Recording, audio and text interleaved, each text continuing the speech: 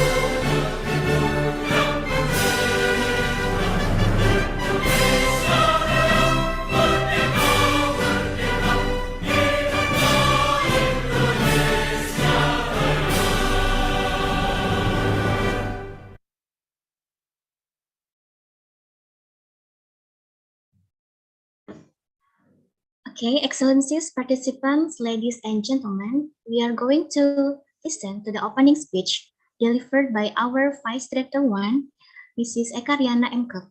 For Mrs. Ekariana MKep, time is yours. Yes, thank you. Assalamualaikum warahmatullahi wabarakatuh. Good morning, ladies and gentlemen. My name is Ekariana, Vice Director of Polytechnic Asia Pontianak, Indonesia. The Honorable Prof. Dr. G.L. Kana, Pro-Vice Chancellor of Manap Rahna University. The Honorable D.R.G. Biantoro, MSc, Chairman Padma Kumara Foundation.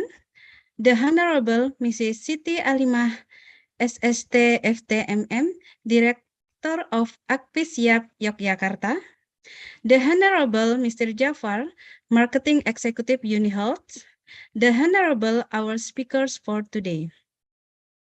On behalf of the organizers of this event, I welcome you all to the online health seminar on wellness, sport, and factors on metabolic syndrome in women. Thank you all for taking your time to participate in today's activities.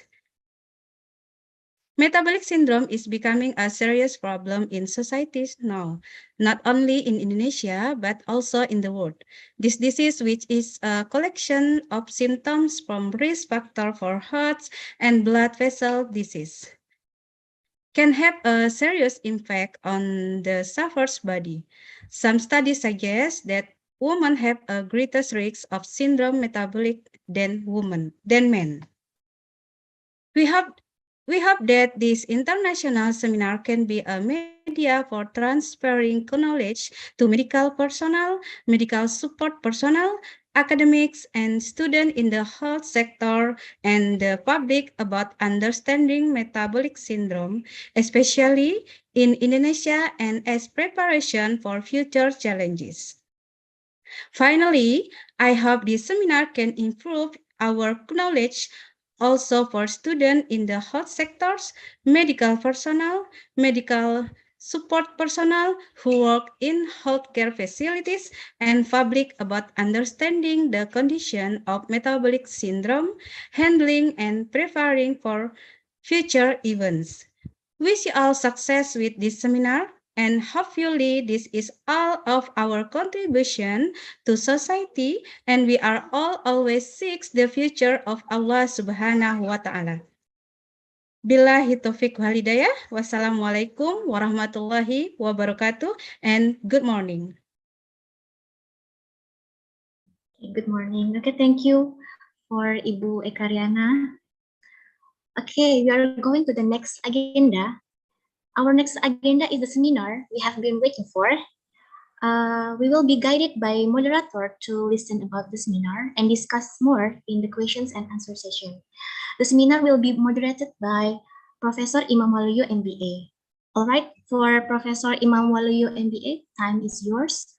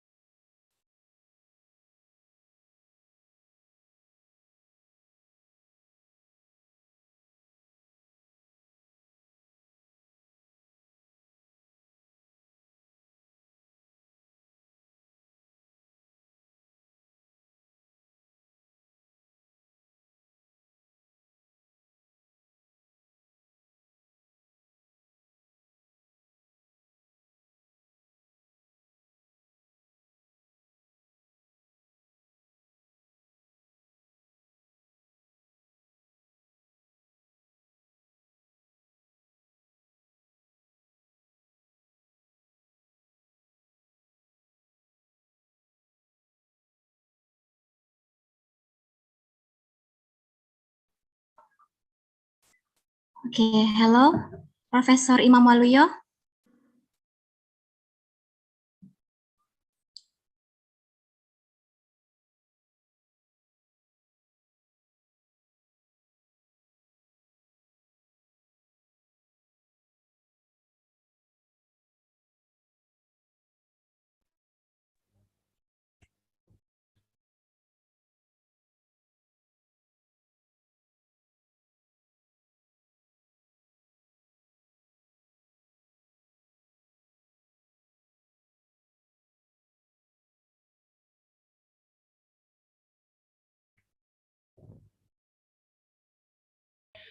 Hello. I think Professor Imam still got any trouble with the connection or something, and I tried to contact him. Probably I'm going to replace Mr. Imam to introduce Professor Kha. Please apologize for the delay. Um, Probably I will take over from now. Okay. Good morning, ladies and gentlemen. I'm sorry for the delay.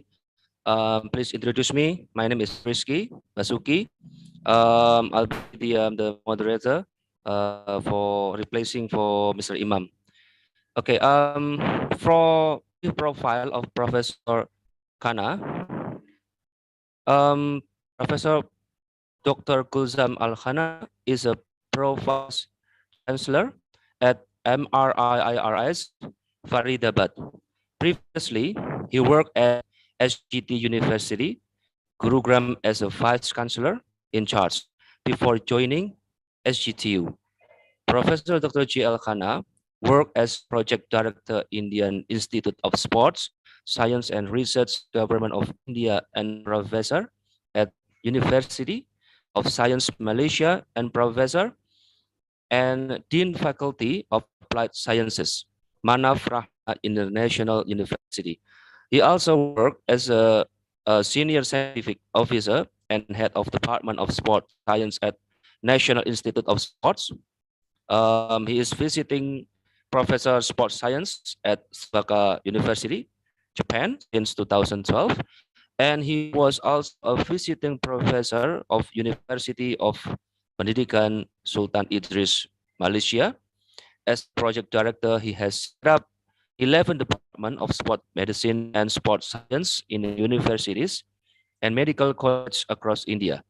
Besides, a National Center of Sports Sciences and Research is being set up at Delhi. He graduated with honors from Presidency College, Kolkata, and post-graduation from University of Calcutta in physiology. And he completed his doctorate from Punjabi University, Patiala.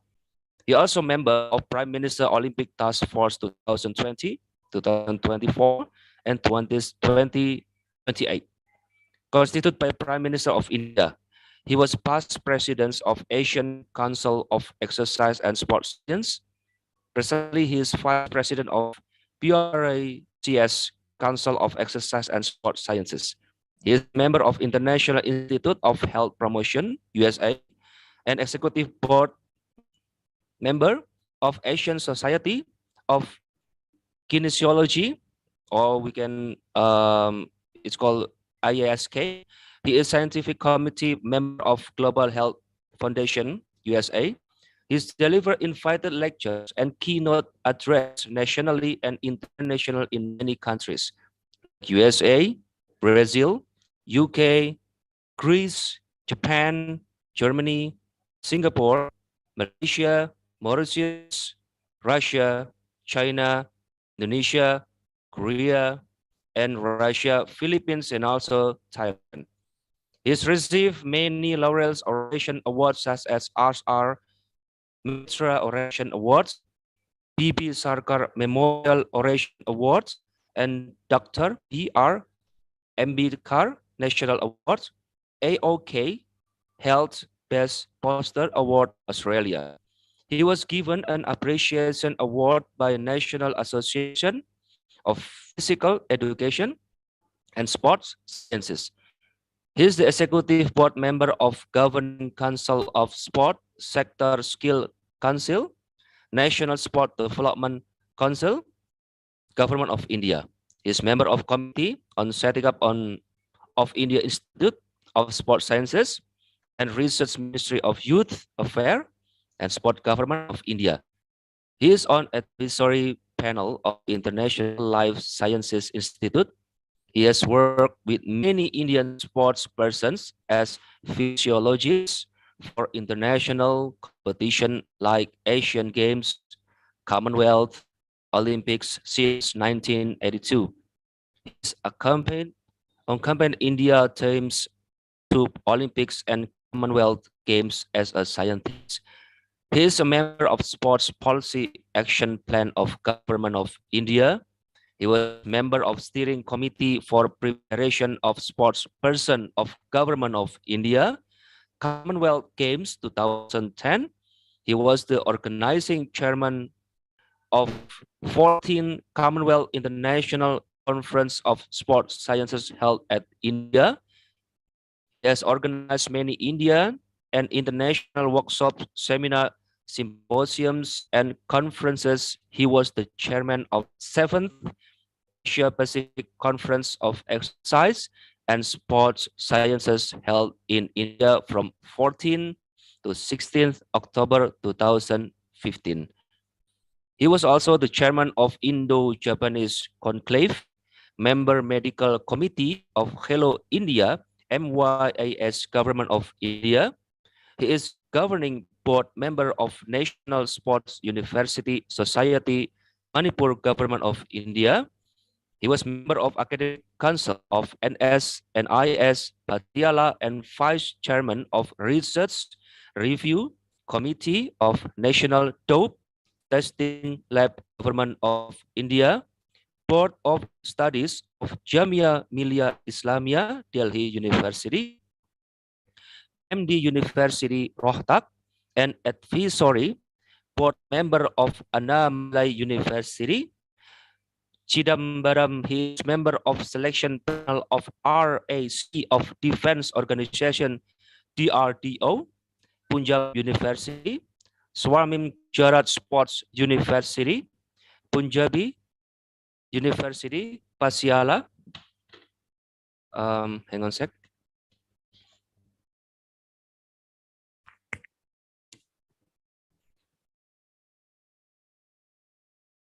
Okay, I'm sorry for interruption. I'll repeat again. So basically, Swami Gujarat Sport University, Punjabi University, Patiala, GDNU, Amrita, and many other universities. Also examiner of PhD in many universities of India and abroad. He has produced 10 PhDs and presented and delivered keynote address and published papers in national and international conferences and published more than 120 research papers in national and international journals. He has published and edited 10 books. He is editor-in-chief of MR International Journal of Applied Health Sciences. He is an editorial board member and reviewer of many international and national journals. His area of research interest is high performance physiology, hydration, nutritional supplements, and performance analysis. I think that's all about Professor Kana. So time and place, I will give it to Professor Kana. Please welcome Professor Kana. Thank you very much.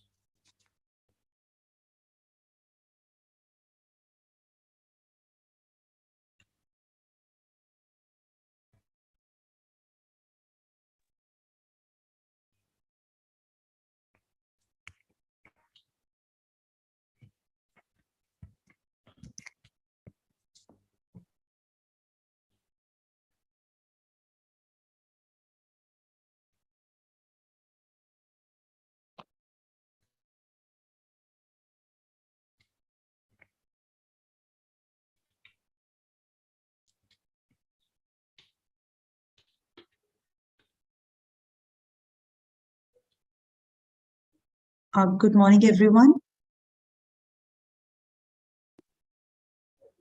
Good morning, Dr. Mahak. Good morning, Hello. sir. Yes, how are Good you? morning. I'm good, sir. How are you? Good, ma'am. Very good. Can I, moderator, can I say something? Moderator, can I? Yes, sure. I think Professor Sana has maybe quite problem in internet or connection. So can I replace that? Can I replace Dr. Kana? I'm Muhammad Arshad Subuh, the second speaker. Okay, no problem. Sir. Mr. Asad, yes, that would be a good idea while we waiting for Prof. Kana to be online. So we might need to ask you for help to Yeah. to go on stage first. Or maybe Dr. Sure. Mahak Sarma want to say something? Yes, sir. Sir, Yes, I'll ma'am. give my presentation. Khana sir will give his presentation on my timing. He just conveyed it to me because of the traffic. He is not able to reach at a particular time. That's why. Oh, okay. So you will Just replace have some Professor work. Kana. Oh, okay, Yes, sir. okay. Okay. Okay, good. Okay, good. Good Okay, idea. Dr. Thank you. Mahak. Thank you very much. Thank you. Go. So can I start with my presentation? Yeah, sure. I suggest moderator, if you have CP for Dr. Mahak, if it is possible for to, yeah, it is okay if we share you CP curriculum vitae, Dr. Mahak. You don't have it. If you don't have it, then yes, I try to recall back, and also I try to looking for CV for, hang on a sec. So my session was at 1 o'clock, according to the schedule. Yeah. Yes. Okay.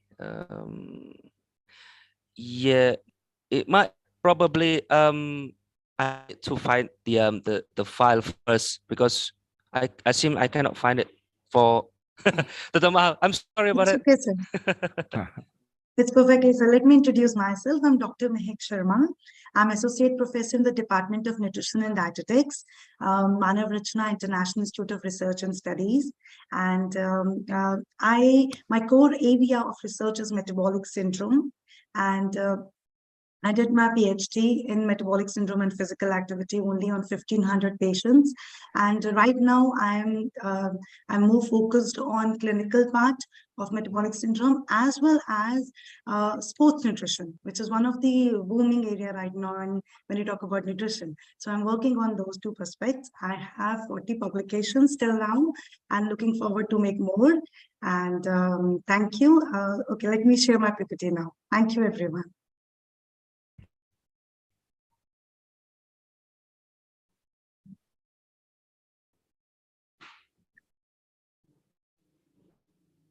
I hope my PPT is visible.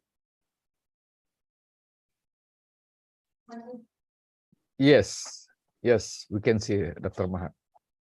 Thank you so much. Thank you so much, sir, and thank you for your patience. So today we are here to talk about biomarkers, how we can identify the biomarkers earlier and we can treat metabolic syndrome patients before we go to the condition called metabolic syndrome, because there are many markers we can determine at the time of early stages of metabolic syndrome so that we can prevent rather than treat metabolic syndrome. So when we talk about metabolic syndrome is a collection of many conditions like hypertension, obesity, insulin resistance, and dyslipidemia. So when you talk about metabolic syndrome, dyslipidemia deals with HDL and triglycerides. So usually in metabolic syndrome patients, the triglycerides are very high and HDL is very low. So these 5 parameters, if anyone is having any 3 parameters of this, will be considered as metabolic syndrome subject. Various terms we use for metabolic syndrome like insulin resistance syndrome, metabolic syndrome X, and Raven syndrome. The outcome which we have seen in the metabolic syndrome is the cardiovascular disease if not being treated at a particular duration or particular time. When you look at the prevalence of metabolic syndrome in India, the prevalence is increasing day by day. And right now, overall, the prevalence is 35%. except that there are many major states where the metabolic syndrome is increasing. Out of those states, Madhya Pradesh is on the top, then followed by New Delhi, then Odisha, and then Telangana are some of the places where metabolic syndrome is increasing day by day. There are many diagnostic criteria of metabolic syndrome. So some of them I have listed here, but the criteria is different from each other. For example, when we talk about any 5 parameters and any 3 out of it is considered as a metabolic syndrome, according to IDF, the diabetes is mandatory. So diabetes has to be there, plus any 2 other components can be a part of it to make or to diagnose a patient as metabolic syndrome patient. According to WHO, it is obesity is the mandatory part plus any 2 other components. Whereas NSEP said any 3 of the components out of 5, if they are present in the individual, then they are considered as metabolic syndrome patients. So as I told you, the outcome of metabolic syndrome is cardiovascular disease. So when you look at this whole picture, you can look at that lifestyle, genetics, environment, they all act as a contributory factor for converting the individual into a metabolic syndrome condition, and further presence of any of these 3 parameters leads to the condition towards cardiovascular events. And there is an established fact that it actually affects the ventricle of your heart slowly and steadily in many parameters. So we'll discuss that in detail. We'll discuss what are the markers which are there, which can further lead to cardiovascular conditions. So biomarkers of metabolic syndrome. The first biomarker which I have observed while reading about it is the adiponectin. So adiponectin is basically a protein which is present in our adipocytes. They are being made and been secreted out by the adipocytes, and there are high molecular weight compounds, and they have a very huge potential towards metabolic activities. It's more higher in females as compared to males because of testosterone. And the data realized or analyzed, we stated that if the adiponectin percentage is high, the chances of getting metabolic syndrome is low. So usually the effect of adiponectin has on cardiac functions, and it also helps in glucose metabolism, insulin resistance, vasodilation, and fatty oxidation. These are the roles which adiponectin plays. So if you can see this picture, it states that when the adiponectin is present in a larger amount, in an appropriate amount, it also reduces the inflammatory agents or pro-inflammatory agents. So like for example, TNF, we're going to talk about it in the further slides. IL-6, then if you talk about TNF is present in almost macrophages, endothelial cells, cardiomyocytes, and fibroblasts. They reduces the production of TNF alpha, which further impact or further creates the insulin resistance or prevent vasodilation and leads to hypertension condition, and further many more conditions being taken care. So if the adiponectin amount is present or secretion is in the exact amount, it prevents further damage of the body and prevent oxidative stress in the body. There are many studies which stated like the metabolic syndrome is totally inversely related with adiponectin level. They stated that the adiponectin, if it's present in a lesser amount, it leads to the condition of metabolic syndrome. And it's usually seen in the patients of obesity or obese subjects. So what exactly is happening is basically the dysfunctioning of the adipose tissues. And this dysfunctioning of the adipose tissues further lead to decrease in the presence or decrease in the secretion of adiponectin. There are many studies which stated that the diameter of your cell, the diameter of the cell, just give me a minute, please.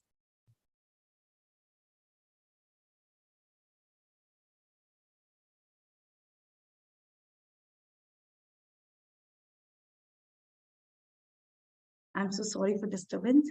So I was talking about that there are many studies which states that the size of the diameter of the adipose tissues, when they expand, that actually cause the dysfunctioning of the adipose cells and further leads to condition of less secretion and synthesis of adiponectin. Which definitely further leads to restriction of the or the cause sensitivity of insulin and cause hyperinsulinemia, means presence of insulin in a larger amount in your blood, and further leads to condition of atherosclerosis and hypertension, and further definitely leads to metabolic syndrome. If the patient lose the weight, so weight loss reduction leads to increase or improve the sensitivity or the secretion of adiponectin because of the recovery of the adipose tissues, which was being dysfunctioned once the diameter was increasing. So this is one of the most important, I feel, marker. So if I'm obese, I need to look at those markers. If they're decreasing day by day, then I have to be worried about that. Yes, I can fall into a bracket of metabolic syndrome. The second, which is there, is the second marker is leptin. So leptin is a hormone again, which is produced by adipose tissues, and they're mainly produced from the white adipose tissues. The main function of the leptin is that it helps in reduction of appetite, it helps in increasing sympathetic activities, increase energy expenditure, improve insulin sensitivity, and obviously facilitate the glucose utilization. Another thing which is very important is leptin, that it actually gives message to your hypothalamus to let you eat less. So once the message delivered to the hypothalamus is through blood-brain barrier, it enters the brain and it gives the signals to the hypothalamus to control the appetite of an individual. Now, there are positive correlation being observed between leptin and the adipose tissues, abdominal obesity, and which is one of the most important marker of metabolic syndrome. They stated that in the obese subjects, the leptin presence is more. The secretion is in the higher rate as compared to a normal non-obese individual. And what exactly is happening, that if I think about that, if it's present in a larger amount, then it should have more action. I should feel less hunger. But it is going on opposite direction because it actually, because of the circulation of leptin is so high in the blood, it decreases or it reduces the leptin activity. It causes leptin resistance, and which cause defect in the leptin receptor, further inhibits the leptin signals, and further it also impacts the transport of leptin from to blood-brain barrier to the hypothalamus. So there were many studies which stated that it is not only the leptin which is present in the higher amount, but because the leptin is produced in the higher amount, it reduces the permeability of your blood-brain barrier, and that reduction of permeability is around 35%. And that's why even if the leptin is present in the larger amount of the blood, it is not being circulated or not being able to transport into the hypothalamus, send the message to the hypothalamus. And that's how the obese individual feel hungry and the appetite, the satiety is not there. So that is because of the excess amount of leptin in the blood, and which further cause many damage. The third marker which we have is leptin and adiponectin ratio. So as we talked about leptin, we talked about adiponectin. I hope I'm audible to everyone.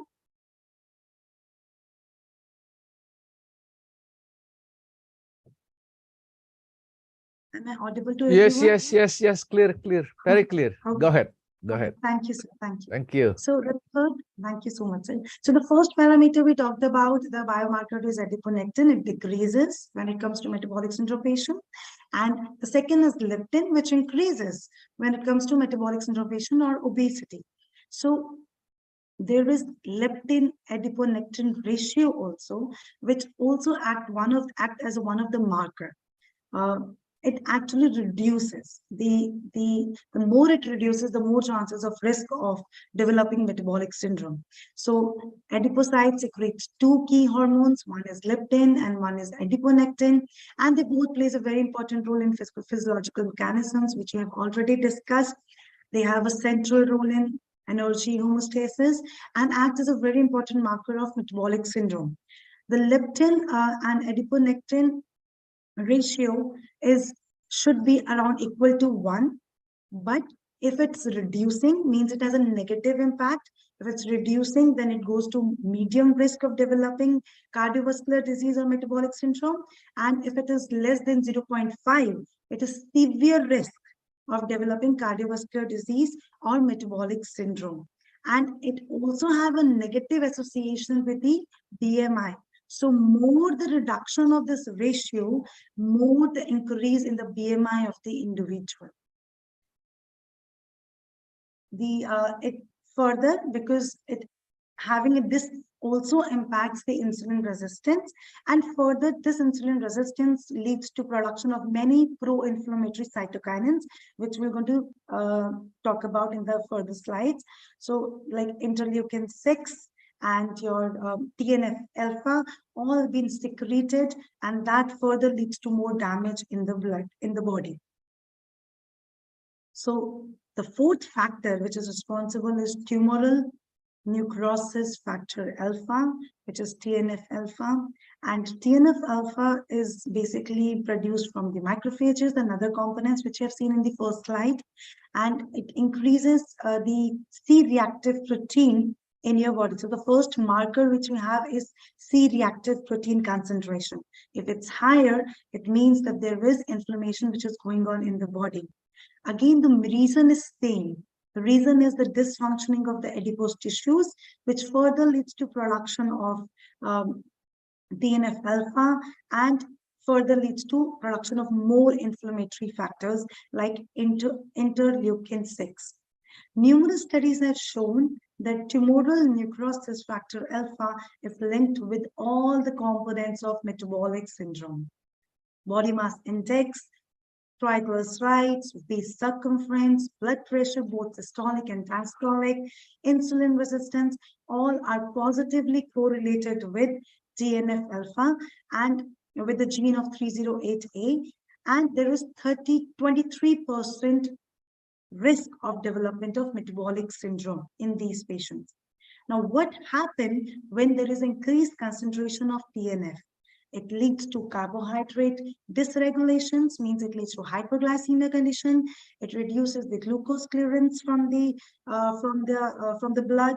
It increases hepatic glucose production, promotes hyperlipidemia, and further, it also suppresses the triglycerol clearance in the body.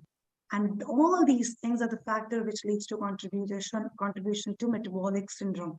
So if this is present in a higher amount of my blood, it's usually seen in obese patients. If you start with obesity, it's usually seen in obese patients. So this is the first marker to look at. And once you look at that the pro-inflammatory are increasing, I have the chances to develop metabolic syndrome by 23%.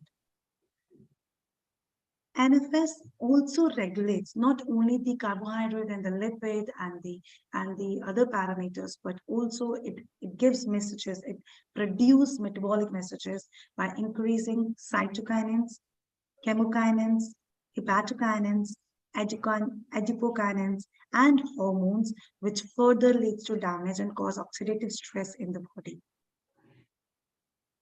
The next marker is interleukin 6. We have just discussed about it, but once the dysfunctioning of adipose tissues take place, it leads to release of interleukin 6. And what exactly it is? It plays an important role in acute and chronic inflammation. It has a pathogenesis towards autoimmune disease, immune cell development take place, and it also increases the risk of developing diabetes, which is linked with the activity of interleukin 6 genes. Interleukin 6 is associated with all the components of immunity and produce pro-inflammatory effect. There are various studies which basically stated that presence of interleukin-6 in excess amount is related to metabolic syndrome component. Once they increases, the chances of metabolic syndrome is high. Now, there are two kinds of macrophages which are present in our adipose cells, M1 and M2. So what is happening that because of the high production of interleukin-6, how they actually produce the M2, which is basically a good, which is a M2 macrophages are the one which produces anti-inflammatory components. They start converting into M2 macrophages, which are basically the opposite, M1, they convert into M1, which is basically the opposite of M2 macrophages. I'll just state it again. The M2 macrophages are the one which are anti-inflammatory components. They secrete anti-inflammatory cytokinins, which is a good factor. But what is happening in the adipose tissues as the dysfunction is going on? So the M2 converts, M2 polarization take place and it converts into M1, which is actually act as a pro-inflammatory factors, or they release pro-inflammatory cytokinins, inflammatory cytokinins. And further, they are the one which release tumor necrosis factor alpha and IL-1B and IL-6. So that is the main reason why these inflammatory agents are released. So infiltration by immune cells take place in our adipose tissues, and they further leads to conversion of M2 to M1, and further M1 macrophages produce more cytokinins and further got damaged. So the same functions take place like TNF alpha and IL-6. Once they release, they further dysfunctions, the glucose utilization, the clearance of glucose, the clearance of lipids in the blood, and the insulin resistance take place and further leads to condition of metabolic syndrome. There is another thing which is present, another immune factor which is present is your interleukin-10. They also stated that they are very closely related with metabolic syndrome. Excess activity will lead to formation of atherosclerosis and leads to insulin resistance in the patient. And but what happened, they actually excess amount helps it, but what happened in obese, it is opposite. It actually reduces. So the NRF increases, IL-6 increases, but IL-10 decreases in obese patients, and further decrease leads to production of more metabolic risk factors. Ghrelin, it's a very, very, very, very important parameter or very, very important component when it comes to metabolic syndrome. So ghrelin is basically it's secreted from the stomach, and it's a component which actually increases your hunger. So what has been observed that usually the main factor of ghrelin is it's not only for production of hunger, but also for vasodilation, vasocontraction, as it promotes the production of nitric acid, and it helps in hypothalamic AMP activation protein kinase, further plays roles in lipolysis. But the lower level of ghrelin has been observed when it comes to metabolic syndrome and obesity. That is one of the factors why the diets are not functioning when it comes to weight reduction. Because what happened that once you are obese, when the individual is obese, the ghrelin production decreases. And once you start losing weight, the ghrelin production again increases. Okay, so once it again increases, you again feel hunger, and you again start consuming foods which are not required, or which leads to weight gain. So obese patients are diagnosed with increased circulation of AG with relative deficient in isolated ghrelin. So this is deficient. So ghrelin is deficient in obese patients. So this ghrelin is basically used to improve your postprandial glucose, decreases waist circumference, and fat metabolism. It helps in increasing your fat metabolism. But as it reduces in obese patient, it leads to dysfunctioning, or it leads to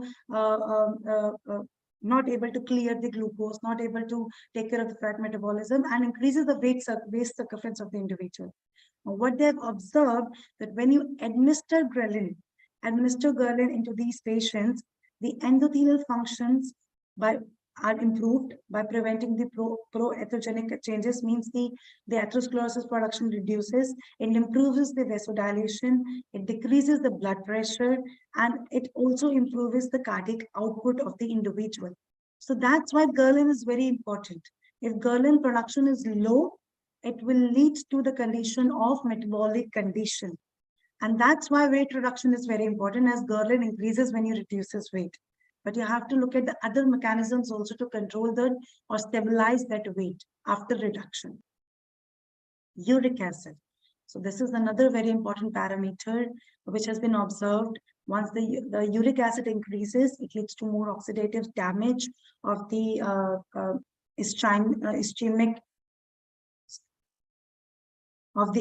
liver, diabetes, atherosclerosis, chronic heart failure, and they act as a marker. The uric acid acts as a marker for metabolic syndrome.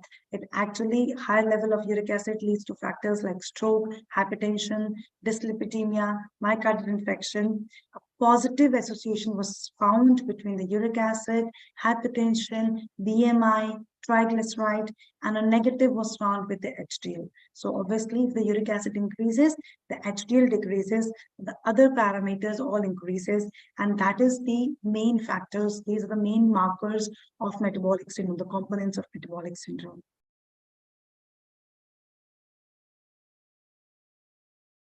So if I can summarize everything which I've talked about, you can see this in slide, that obesity is the one major cause when it comes to metabolic syndrome, which leads to oxidative stress in the body, and further in stomach, it reduces the production of ghrelin, and further it reduces in the adipose tissues, dysfunctioning of adipose tissues take place. It converts the macrophages, the polarization of macrophages take place, which leads to production of high production of leptin, low production of adiponectin, and other factors like oxidized lipoproteins. Then also increases IL-6, but decreases IL-10. It also increases the production of uric acid, as discussed in all the slides. Further leads to insulin resistance, then dyslipidemia, hypertension, and finally to metabolic syndrome condition. These are the references which I've used. Thank you. Thank you so much.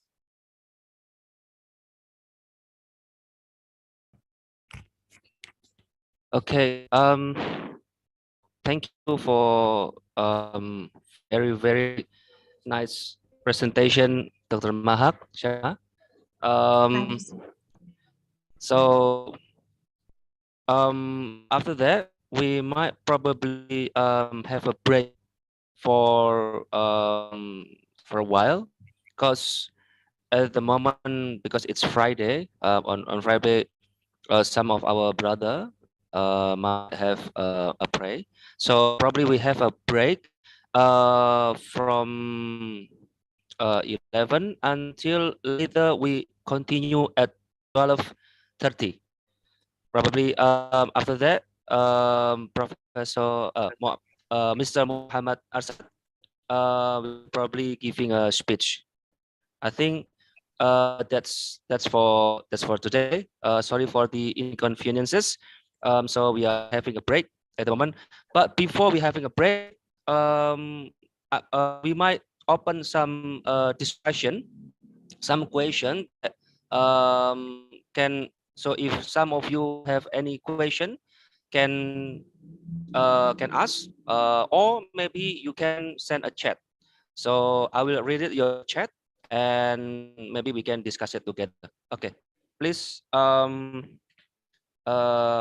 time, I give it to all the participants to ask Dr. Mahak. Thank you. Thank you so much, sir. I really want to know that if anybody is having any queries, because it's a very interesting topic and there are so many parameters which are connected to it. So when I was studying metabolic syndrome, I realized that It's not only one thing which is responsible for all the parameters. For example, it just come in my head that when you talk about ghrelin, so the ghrelin is basically it's produced from the stomach. So why not we measure ghrelin? Why not we find out that what happens if we give intermittent fasting diets? So the intermittent fasting is so much popular around the people. But do that affects the production of ghrelin, because we're not eating food at appropriate times. We're eating twice in a day. That's it. So what is the impact on the ghrelin when it comes to intermittent fasting or keto diets? So I think there are very limited studies on this.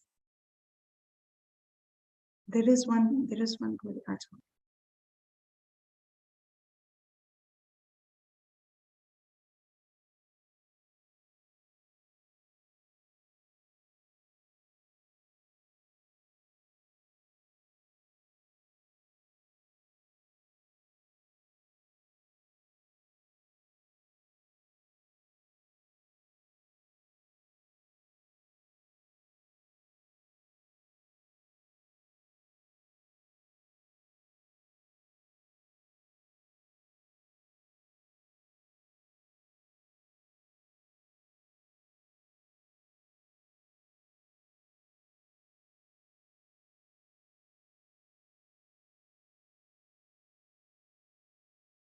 Okay, anyone?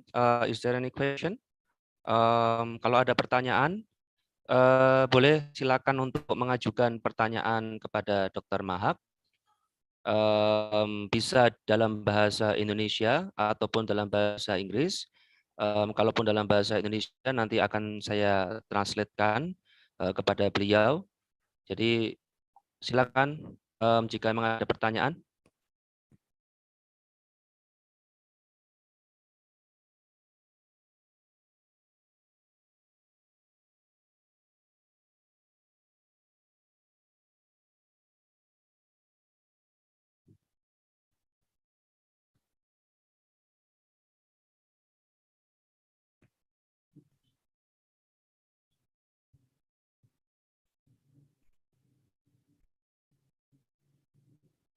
Oke, it's okay.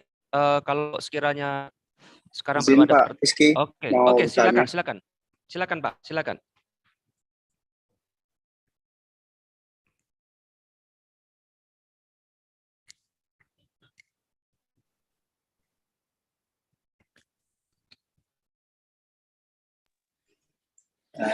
Halo Pak, suara saya jelas kedengaran Pak? Ya, jelas Pak, silakan. Baik, terima kasih untuk waktu dan kesempatannya Pak. Mohon izin juga, mohon maaf karena sedikit bising Pak, lagi di pinggir jalan raya karena lagi di dalam perjalanan. Oke. Iya, terima kasih untuk materi yang sangat luar biasa sudah disampaikan oleh Dr. Mahak. Izin bertanya terkait aktivitas fisik ataupun strength training, apakah sangat berperan penting atau ada pengaruh terhadap metabolic syndrome sendiri? Itu aja Pak dari saya, terima kasih. Oke, terima kasih Pak. Dr. Mahak, I will try to translate what Mr. Rizky asking.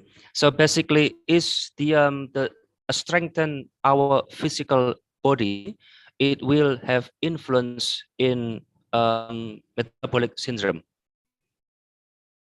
If we strengthen our body, means we reduce weight. That is what he wants to ask. Yes, probably we reduce weight and also maybe some training, exercise maybe. So, sir, yeah. Gitu Pak Rizky. Yeah, it's about is the strength training and physical activity can reduce the metabolic syndrome or maybe can Yes. Improve the metabolic syndrome.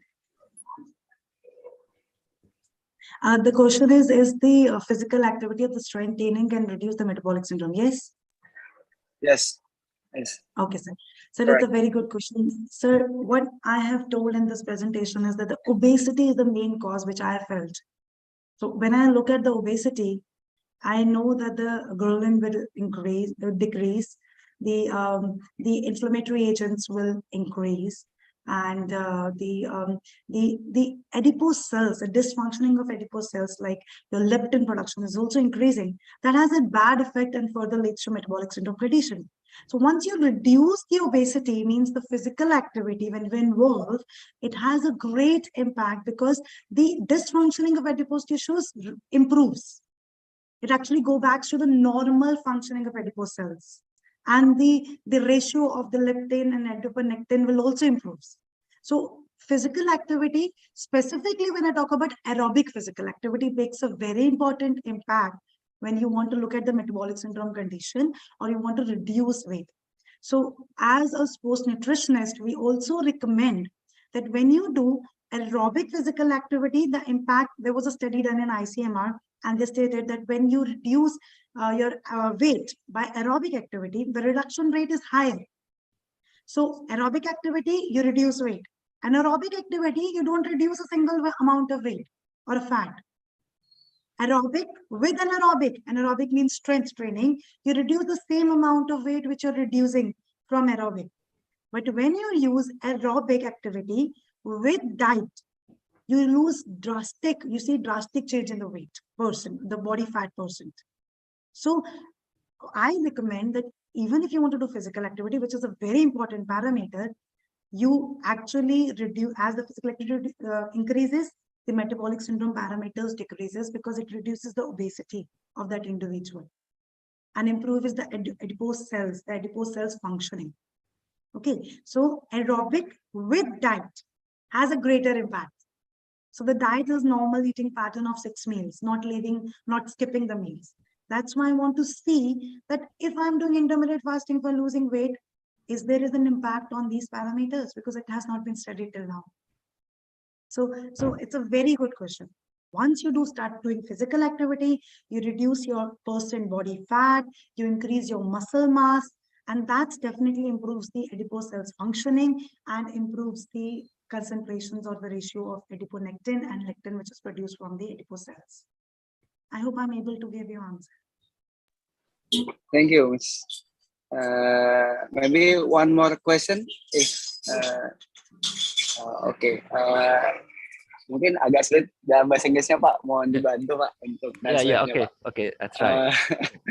Karena tadi sangat jelas sekali sudah disampaikan oleh dokter bahwa aktivitas sangat berpengaruh ya. Cuma yang saya ingin tanyakan lebih lanjut adalah apakah nanti ada aktivitas fisik khusus atau memang olahraga khusus ketika pasien ini mengalami obesitas dan ada penyakit lainnya, contoh katakanlah obesitas kemudian dengan osteoartritis, apakah kita perlu menurunkan berat badan dan memodifikasi latihannya atau bagaimana? Okay, it's basically Mr. Rizky just now just asked is there any special physical activities if someone have obesity, is there a special training or maybe special treatment to actually to reduce this obesity? Because I mean, like, otherwise, is it just a normal activity can reduce, or maybe you can give suggestion what kind of activity or maybe exercise that can actually people have obesity like this. Is it right, Mr. Rizky? Ya Pak, tambahannya juga ketika dia punya riwayat penyerta seperti osteoartritis, kan tidak hanya melihat dari obesitasnya saja Pak ya. Nah itu untuk menyikapi hal tersebut kita sebagai tenaga medis baiknya seperti apa untuk tadi latihan yang disampaikan sama dokter tadi Pak. Oke, kalau ada osteoartritis ya Pak? Ya. Oke, Dr. Mahak, so basically if the patient have osteoarthritis. Patient has? Hello? The Osteoarthritis. Yeah. Okay. Okay. Osteoarthritis, doctor. Osteoarthritis. Yes. Okay. Okay. Okay, sir. For example, the patient have the condition obesity and the osteoarthritis. What kind of exercise or we have special treatment for reduce the pain or maybe increase the obesity first or what, maksudnya kayak concernnya kemana dulu gitu Dok? Okay, which one is more concentrate on the obesity or the Osteoarthritis. Osteoarthritis, yeah. Okay. So first, you asked me two questions. The first one is the physical activity pattern. That do you have any physical activity regime? It is a very important question, and we are working on it. Till now, there is no regime which has been finalized by any scientist stating that, okay, do this much, do this much, do this much, and this will going to reduce your obesity. So we are working on that parameter. At this, we are creating a regime by doing some, we will create a regime, and that is done through clinical trials. Okay, but with my experience, what I have realized that once if you are obese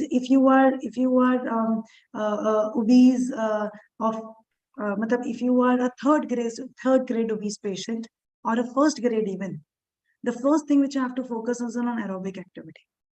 We cannot put the person on strength activity, because right now the main focus is loss of weight, not toning of weight. Okay, so in aerobic activity, what all activities you can involve? You will not ask him for running, because the body has not been made for that. First, you start with brisk walking. So the brisk walk for at least 45 minutes to 1 hour is mandatory for that person. Okay, because more you start doing active, because what is happening, the upper body is also heavy, the lower body is also heavy. So if I'm going to give him running, the impact on the knees will become more. So the easiest thing you can do is ask him to go for the brisk walk for 45 minutes, at least minimum 45 minutes. And what happening in the brisk walk, 30 minutes, he's just burning his or her glycogen, and the rest, they start burning their fats.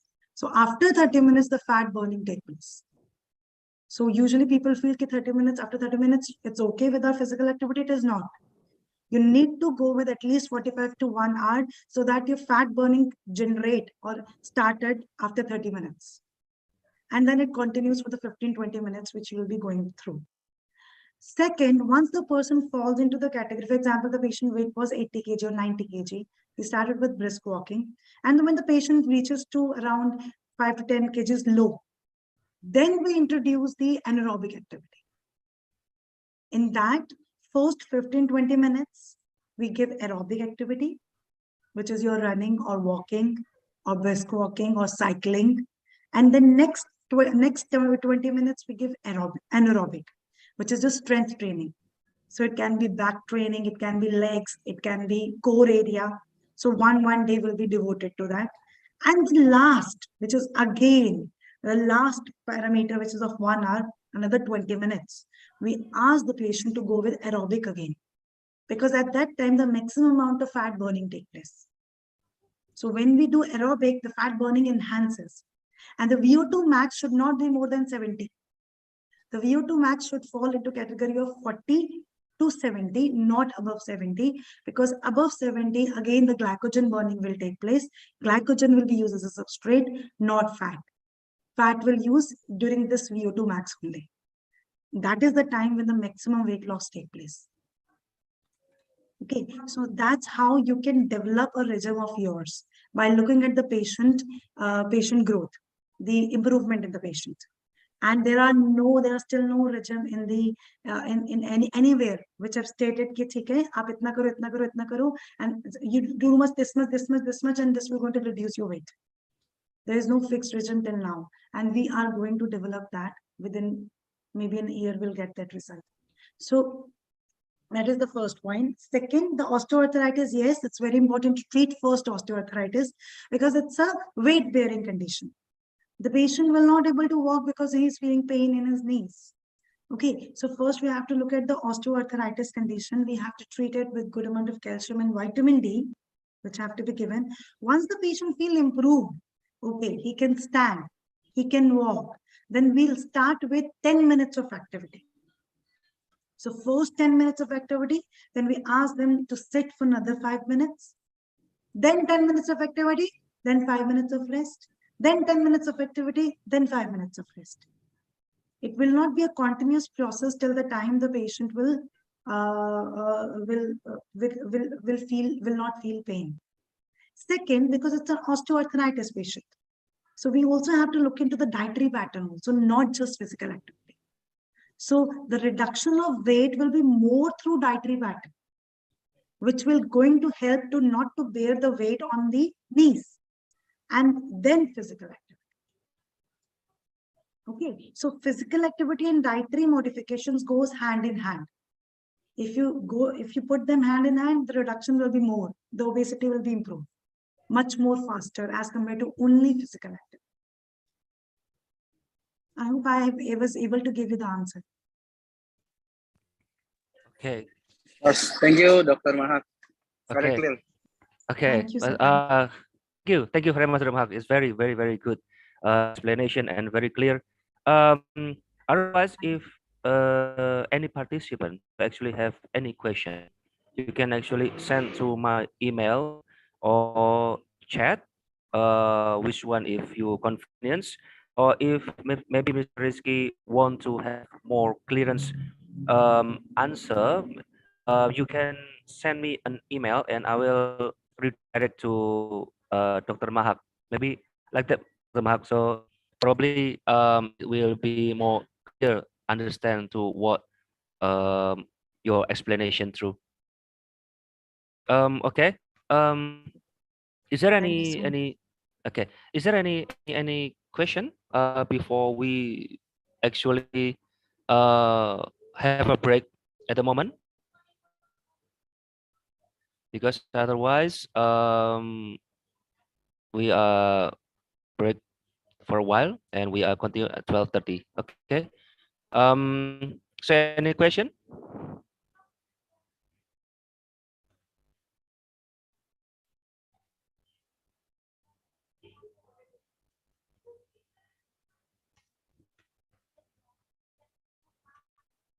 Okay, if there is no question, we might have a break. Dr. Mahak, thank you very much. And hopefully Thank you after the so much. break, Professor Kana will can join us. Yes, sir. Yes, sir. But before, yes. So after that, probably after break, so the next speaker will be Mr. Oh, Mr. Kana, Professor Kana. Welcome. Hi. Well, thank you very much. Thank you. I'm sorry because I was on the way, that somehow I was trapped in the traffic. So I requested Dr. Mahak, and Yes. I'll join whenever you say now. It's up to you. Good morning, sir. That's okay. Morning. That's okay, sir. Yeah.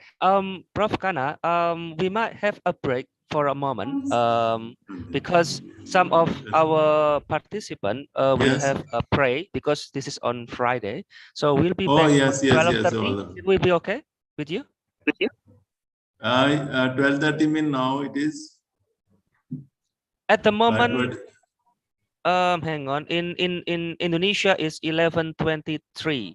So 12:30 Indonesia will be what time? I'm sorry. so 1 hour, another 1 hour. Yeah, another 1 hour. Yes, another 1 hour basically. Okay. Okay. No problem. Okay. Okay. Thank you Yeah. very much Thank for you very all. much. Thank you. Thanks a lot. Okay. Thanks a lot. Okay. Yeah. Thank you very much for all the participants. So we'll be back at 12:30. Okay. Thank you. Okay. Thank See you you very later. much. Thank you. Thank you.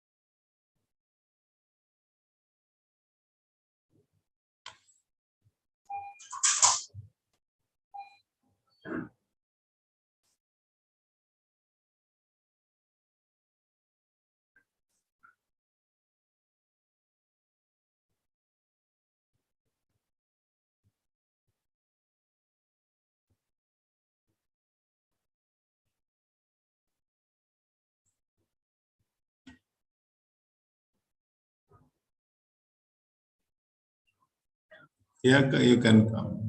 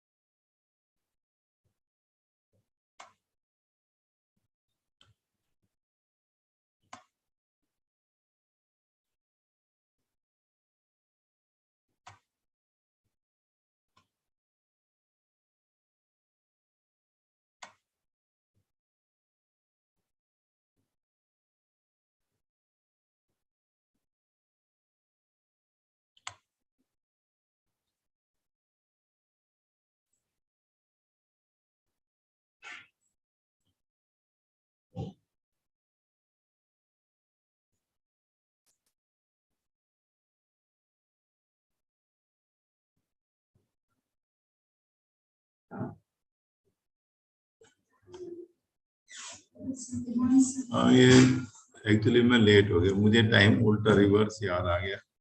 मेरा 10 बजे इन्होंने लिखा था, so I thought it is 10 plus 1.5 or 11:30, but it is actually 8:30 minus a time इधर। फिर मैं और वो रास्ते में था, मैंने उसको मैक को रिक्वेस्ट किया, मैंने कहा if you are ready you can go ahead, she delivered that। अब मेरा नेक्स्ट वाला उसके बाद 12:30 किया, 11:30 बजे जबकि टाइम पे उनका 10 बजेगा तो somehow माइंड में कंफ्यूजन हो गया, नहीं तो मैं घर से ही देता हूँ आप अच्छा, बहुत अच्छी थी वो। एक्चुअली मैं एक ही दिन गया वहाँ पे ना, 2-3 दिन जाना चाहिए था वैसे उसमें। सेकंड डे कुछ और दूसरे से मीटिंग था, फिर बिजी था। ये जो हेल्दियन वाला ग्रुप है ना, they are working on good one now, sports में आना चाह रहे हैं, they are coming into that how they can help the sports, help तो कहाँ करना, how they can get some business from the sports population।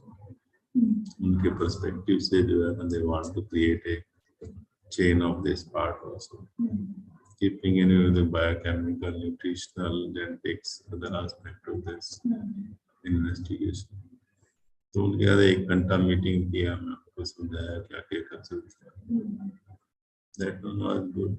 कुछ एक हैदराबादी कंपनी आई, वो वाले उससे मैं बिजनेस स्ट्रेटेजी बना रहा हूँ फ्यूचर की, मैं बात करते हैं। So that's how मैं आपका देखा वाला पीपीटी, पता नहीं मैं बिल्कुल टाइम ही नहीं दे पाया, मेरे को पुराना पीपीटी मिला वहां से। मेरा जो है ना मेटाबॉलिक सिंड्रोम पे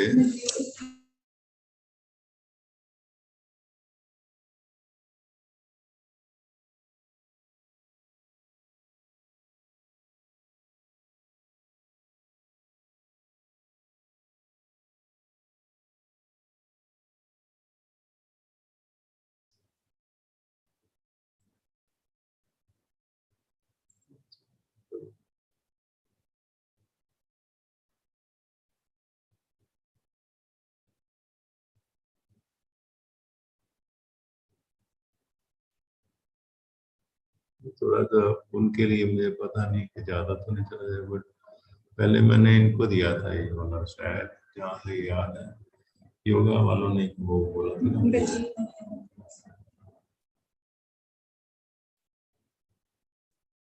एक्सरसाइज नहीं शुरू हो गया। शिल्पा कितनी नॉलेज था उसको, जो है ना उसको शायद डिजाइनिंग उसने किया, वो बना नहीं पाती।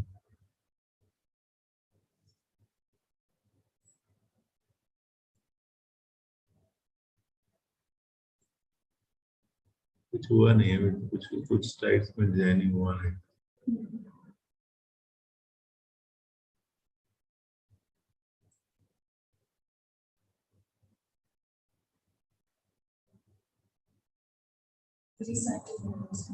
या मोर साइंटिफिक डीप पे चले गए इसको। यहाँ पे तो अच्छा हुआ था ये वाला, but I don't know how much this Indonesian they are actually we have to go into that ये जो है ना इंटरनेट में काम बहुत ज्यादा से हो गया है। समवेयर ऑन बॉडी फैट मेरे करते रहते हैं, फिजिकल एक्टिविटी और एंडोरेंस का पैरामीटर।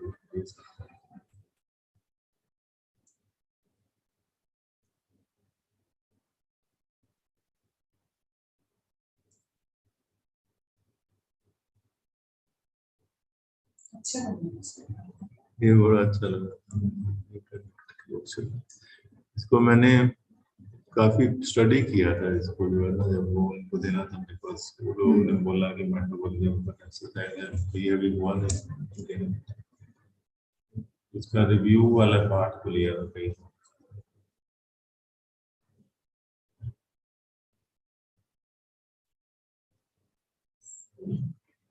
ज्यादा ही के लिए ये वाला lifestyle modification, diet adherence, physical activity. अभी एक पता नहीं है उसका स्पीकर कौन है।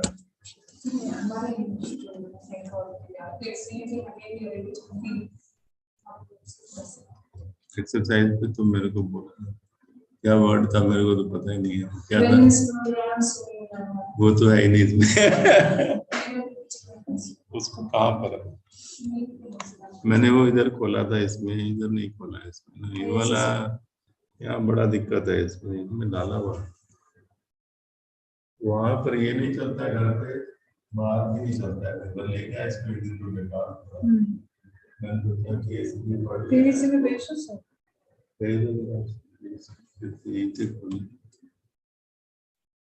शायद मैंने भेजा है इसमें पीवीसी। मैंने खोला भी था पर इसमें है कि इसमें मालूम नहीं खोला है।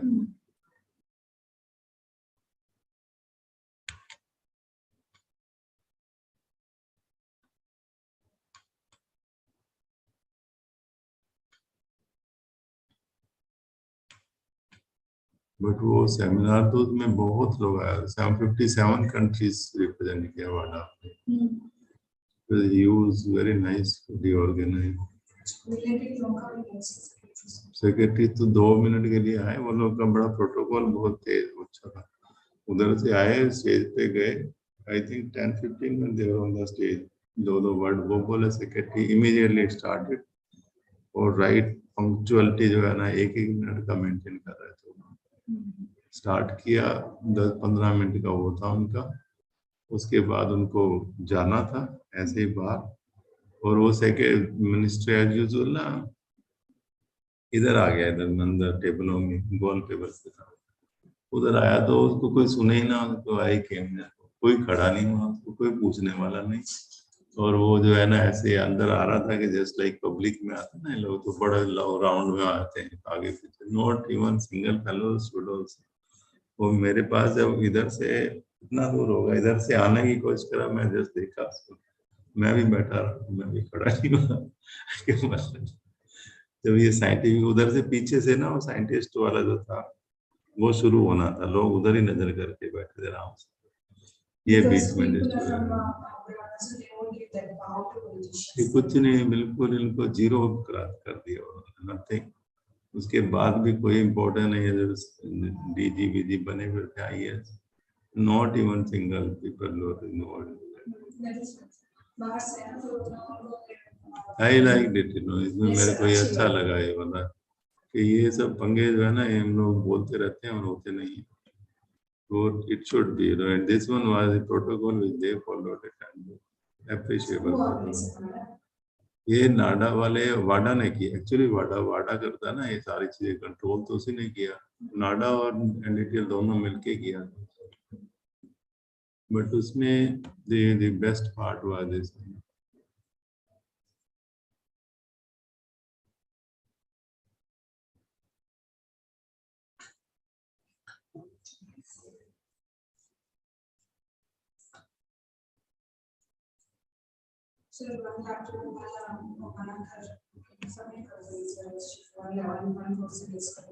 कर दो उसको भी सही टाइम है इसमें.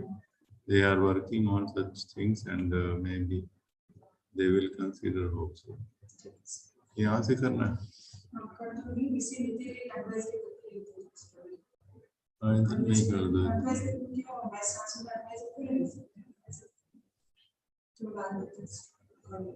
एडवाइजर का कितना पैसा देंगे तो यहाँ से देंगे नहीं वो लोग. अंदर यहाँ से वो जो है ना उधर ऊपर से अप्रूवल नहीं होता. जैसे अभी आप भी तो चीफ इन्वेस्टिगेटर तो आप अपना पैसा नहीं ला सकते.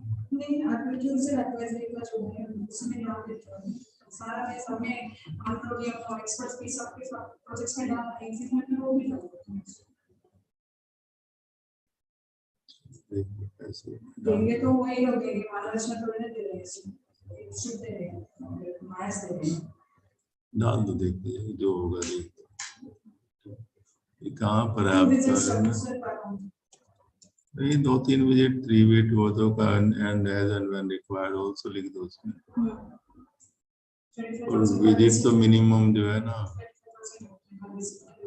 पता नहीं कैसे वो लोग का, मेरे को समझ नहीं आता फॉर्मूला. ये लोग गवर्नमेंट के सिस्टम में तो आप 25,000 रख नहीं सकते पर विजिट.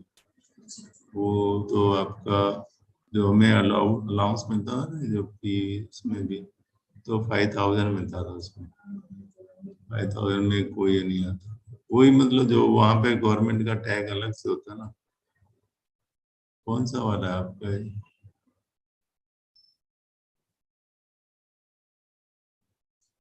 पीपीटी 4 पर मंथ 50,000 के हिसाब से मैं रखती हूँ 24 मंथ्स के लिए. पर दिस इज 25,000 रखती हूँ. तो ना भी कौन सा पता नहीं. तो जो होगा सो होगा. मेरे जब यहाँ पता नहीं अपना या आपके काम में कोई और एडवाइजर लगा मतलब यहाँ पे भी एबल टू अटेंड. मेरे को एक बार कट ऑफ होने देना, मुझे अच्छा लगता है उस इंस्टीट्यूट में. ये जो मेरे को पता लग रहा आपका कौन से वाला है.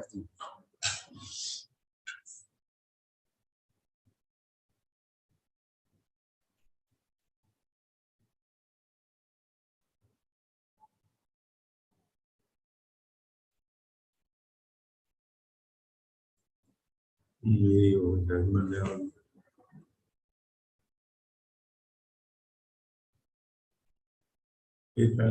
उसमें शूट करो.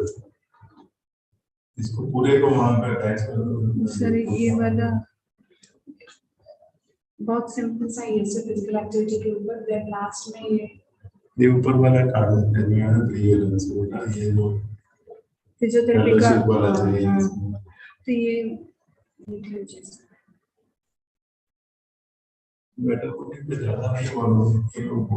वही तो मैंने ज्यादा नहीं रखी है. व्हाट इज मेटाबॉलिक सिंड्रोम थोड़ा सा उसमें देखता हूँ 2-4 स्लाइड वहां से लगा दें. देन प्रेवलेंस कैसा है. ये प्रिवेलेंस भी उसने बताया. मैं बोल रही थी सर. देन फिजिकल एक्टिविटी कैसा मेटाबॉलिक सिंड्रोम कर सकते हैं. फिजिकल एक्टिविटी के बारे में बोला था. Communicable diseases. Then benefits of yoga.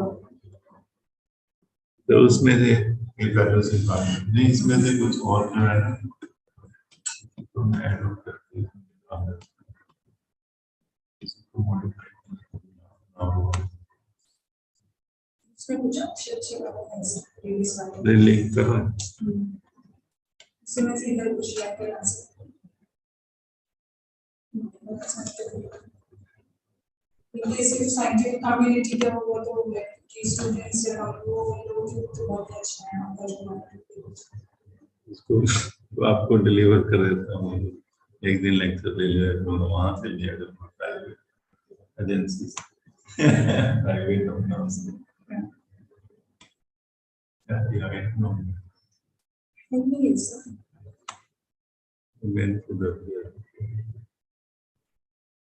कितना है ये?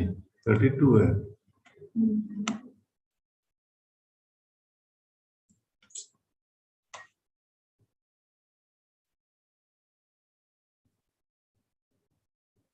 इसका कोई डिजाइन नहीं, सिंपल वे ही कर दें इसको।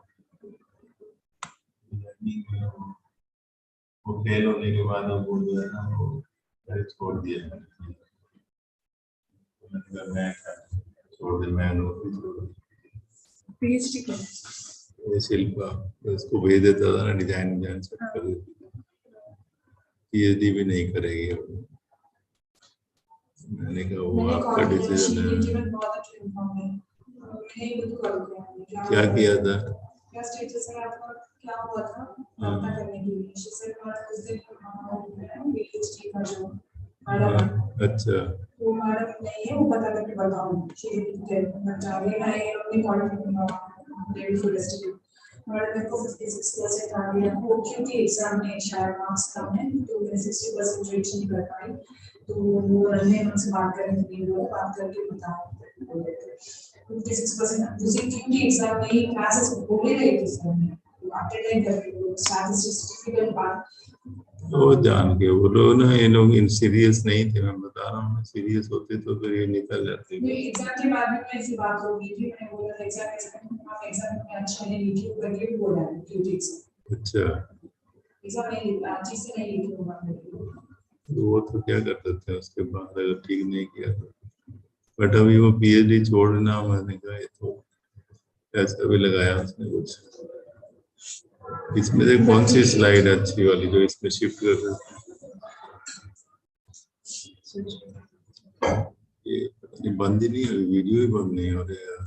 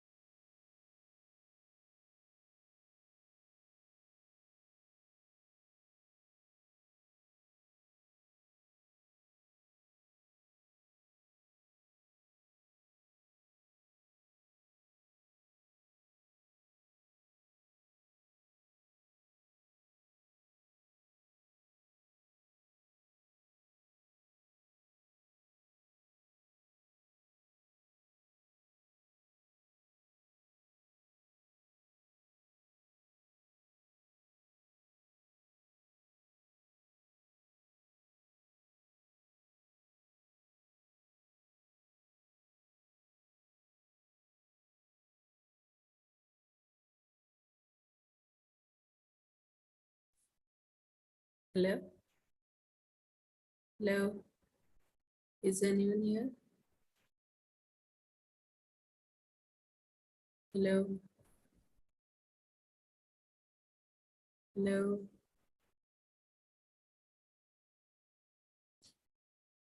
Hello?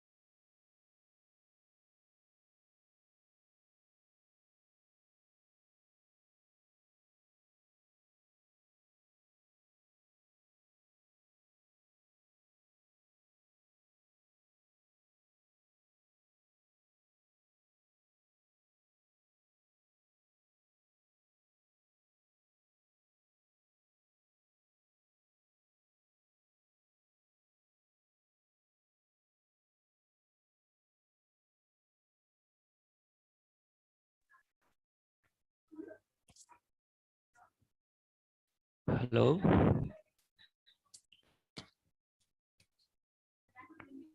Good afternoon, everyone. Selamat siang semuanya.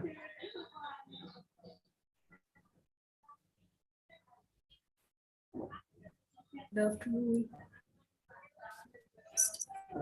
Okay. So if anyone have already on break, so we are going to continue our presentation. And next will be Professor Hana will take the presentation. Oke. Jadi untuk yang sudah kembali dari break, dimohon untuk siap-siap karena setelah ini Profesor Hana akan memberikan presentasinya.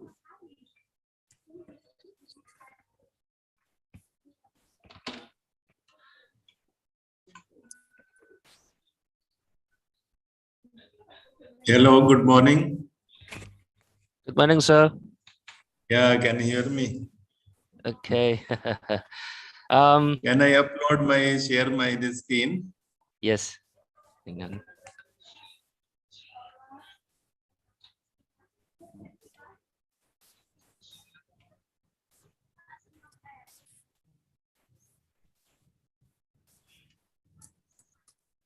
Okay. Prof. Kana, welcome. And I might read your resume again. So just for introduction. So Yes, sure. okay, some people or some participants that might not attend the previous hour, so they might can hear. Okay. Okay, hang on. I will share. Hang on a sec. My screen.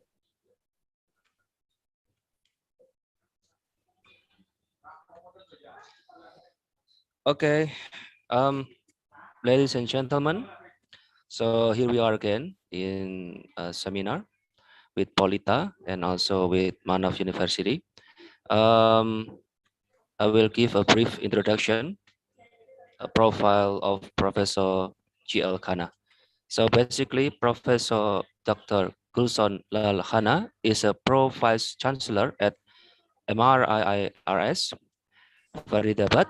Previously, he worked at SGT University, Gurugram as a Vice Chancellor in charge before joining SGTU.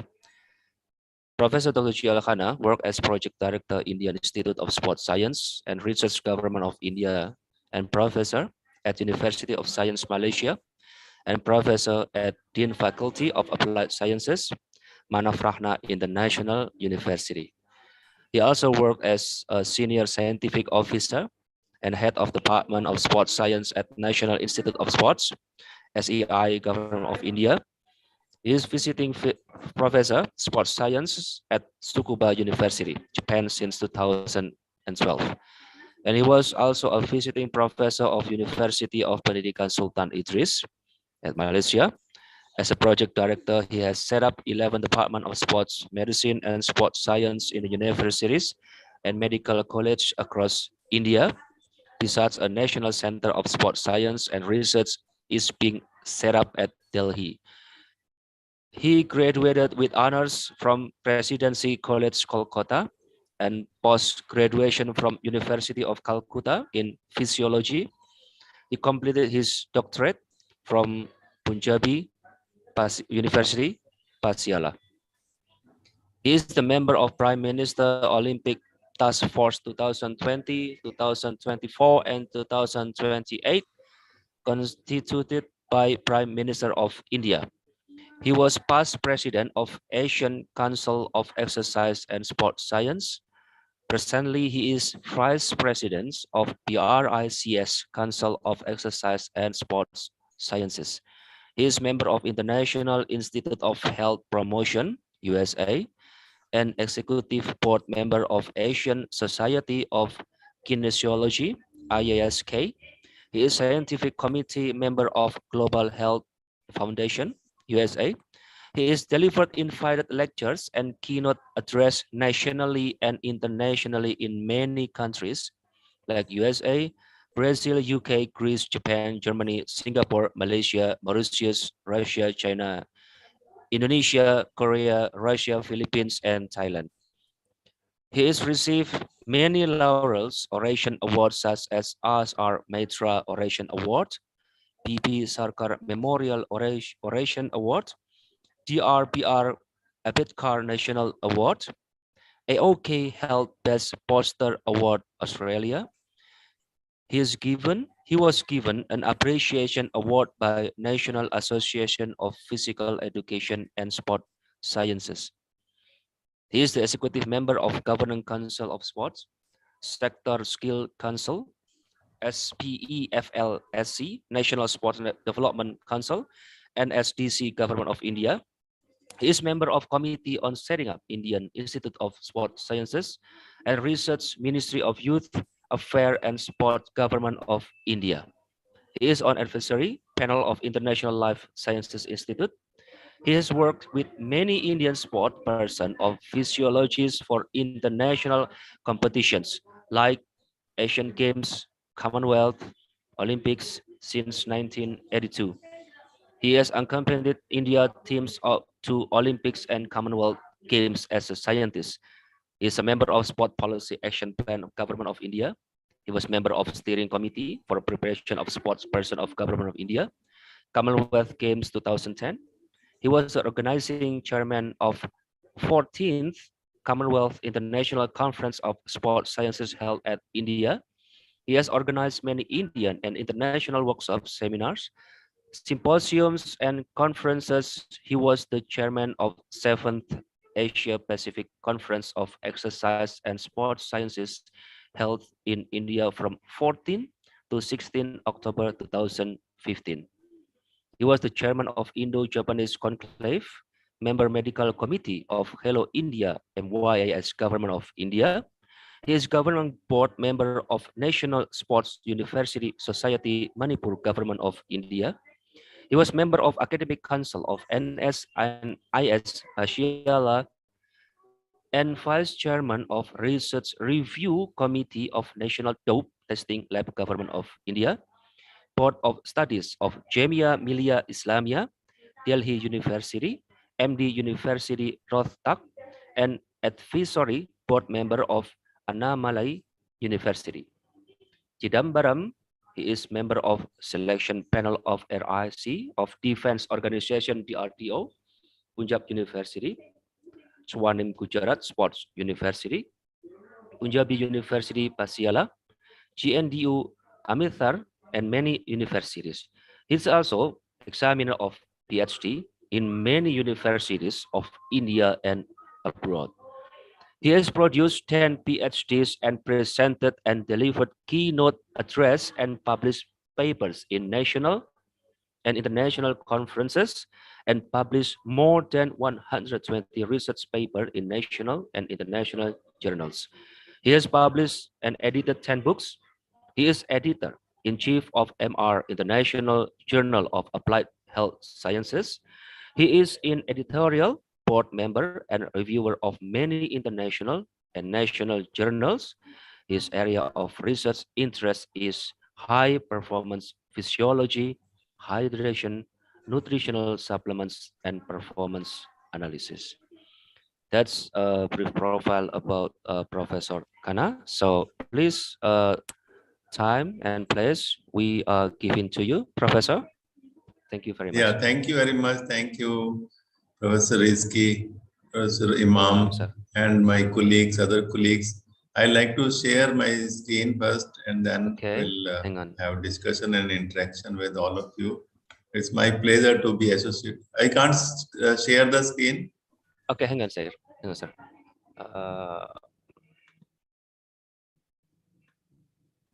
Okay, go on. Can you? Okay.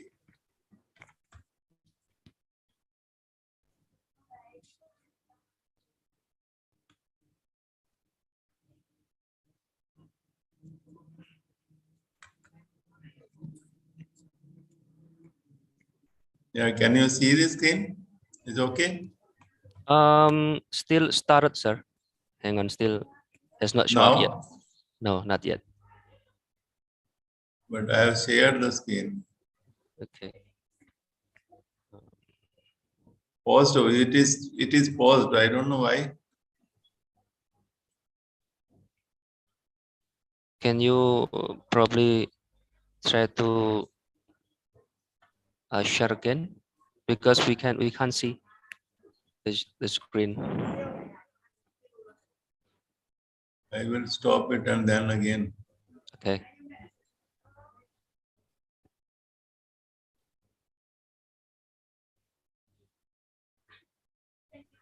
Again paused. Any reason? Hang on a sec. It is paused by maybe new share icon again. It's not working. Hang on a sec.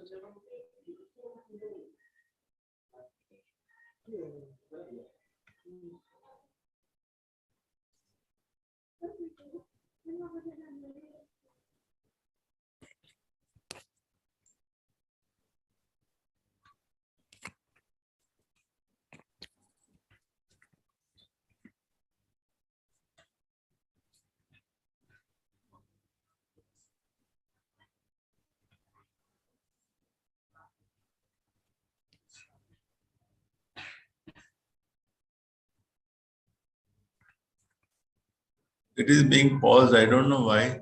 Maybe it is from my side problem or from that side. Hello, it's Professor Basuki.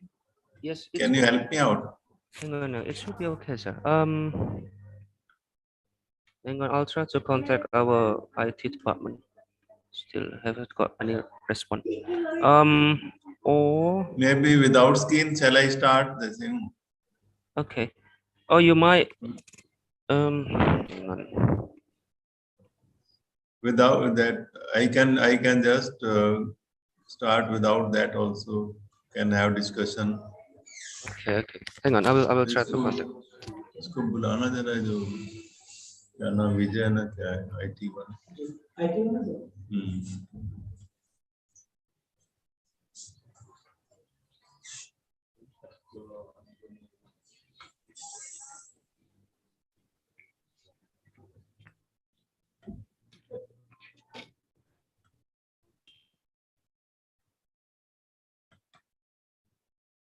No, it is not getting into this.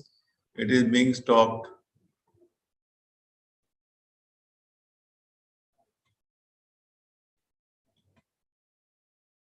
No. Can I just go through this one without sharing?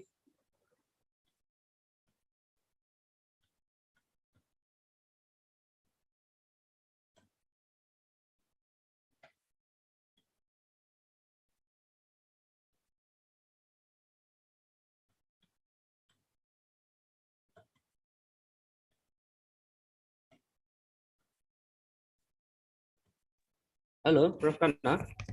Yeah. It should be okay from our side.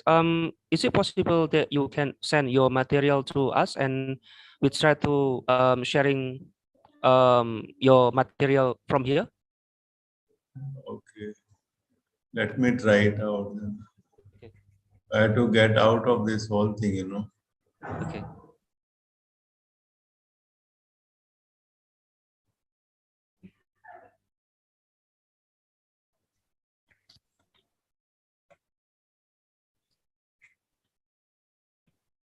Or you might try to try again to share.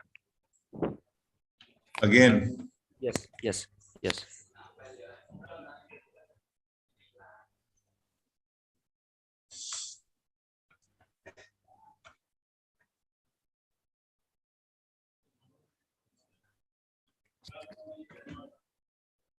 No, it is being stopped by your side, you know. Your screen sharing is paused. Still pause. Okay. Yeah. I think I'll speak from here, nothing to worry. Because most of the thing people are aware of that. Maybe I'll share it later on. Okay, sir. System also. Yes. So Okay. yeah. Sorry for the inconveniences. No problem. It is it's okay. So I'll discuss about this as Professor Imam has been coordinating this whole effort, and of course with the other institute faculty members, and everyone is involved in that, organizing this particular program, particularly on metabolic syndrome. When we had a earlier discussion also on that let's start certain work on metabolic syndrome, because there are a lot of problems which are in both the country, India and Indonesia. And when I see this, the statistics, we people, the Malaysia, Indonesia, India, they are in between, very highly active people, and very even if they are not active, the developed country like USA are going up in a bigger way. We also are proceeding toward that direction, and we are getting into that trap of this metabolic syndrome. So how do we really regulate it? Is it the imbalance between the physical activity? Is it the imbalance with the whole program, which we are feeling that the combination of various factors which are really required to prevent this metabolic syndrome? Are we putting more efforts to that direction, or we are not going into that? And how scientifically it can really work? Maybe we need to create some of these conditions here, that we have to some policies, some strategies, so that long sustainable models are evolved in that. But definitely we have to convince the whole population and take various kind of project that within the given situation, how to prevent this metabolic syndrome in the whole population here, whether maybe through physical activity, maybe through some other methodological processes. So, but we all of us know that it since mid 1990.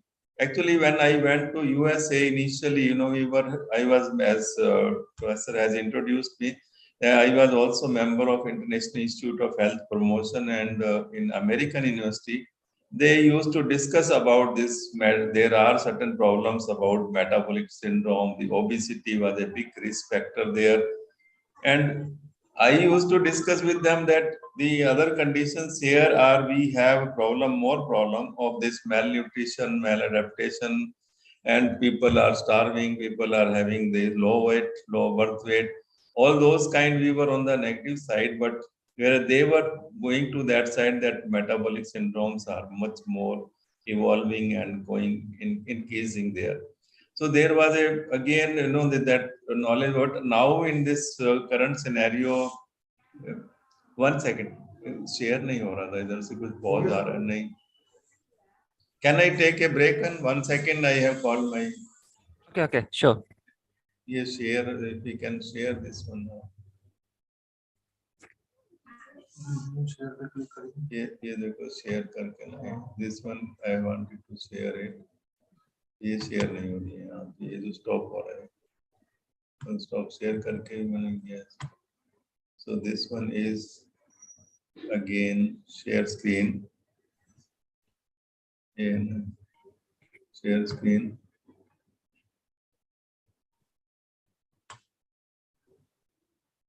It is coming paused. So resume share open karo. Resume share, but not going. Screen pause hi badega. How it is paused,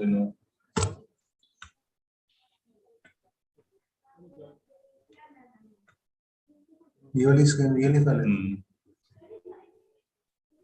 It's again paused.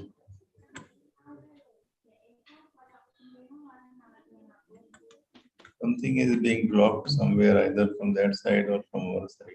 So ये वाला play हो जाएगा ना, तो ये zoom हट जाएगा please. The play क्यों नहीं हो रहा है? In here, it's actually already been allowed to share. Yeah, it is something is, being saying that your screen is paused. Why it is not working?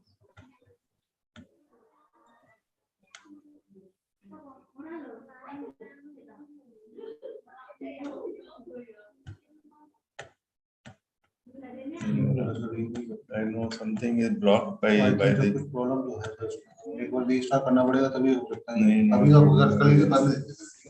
बाद में क्या फायदा? So it is not possible now.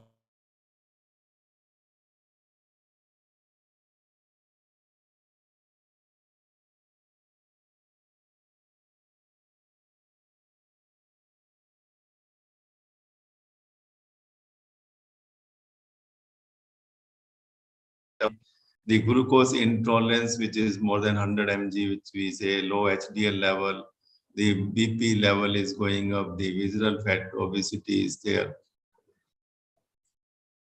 And there are various other risk factors also are there with, of course, with increasing age, our ethnic population, the obesity part, physical inactivity, where we will be focusing more on this wellness, physical activity.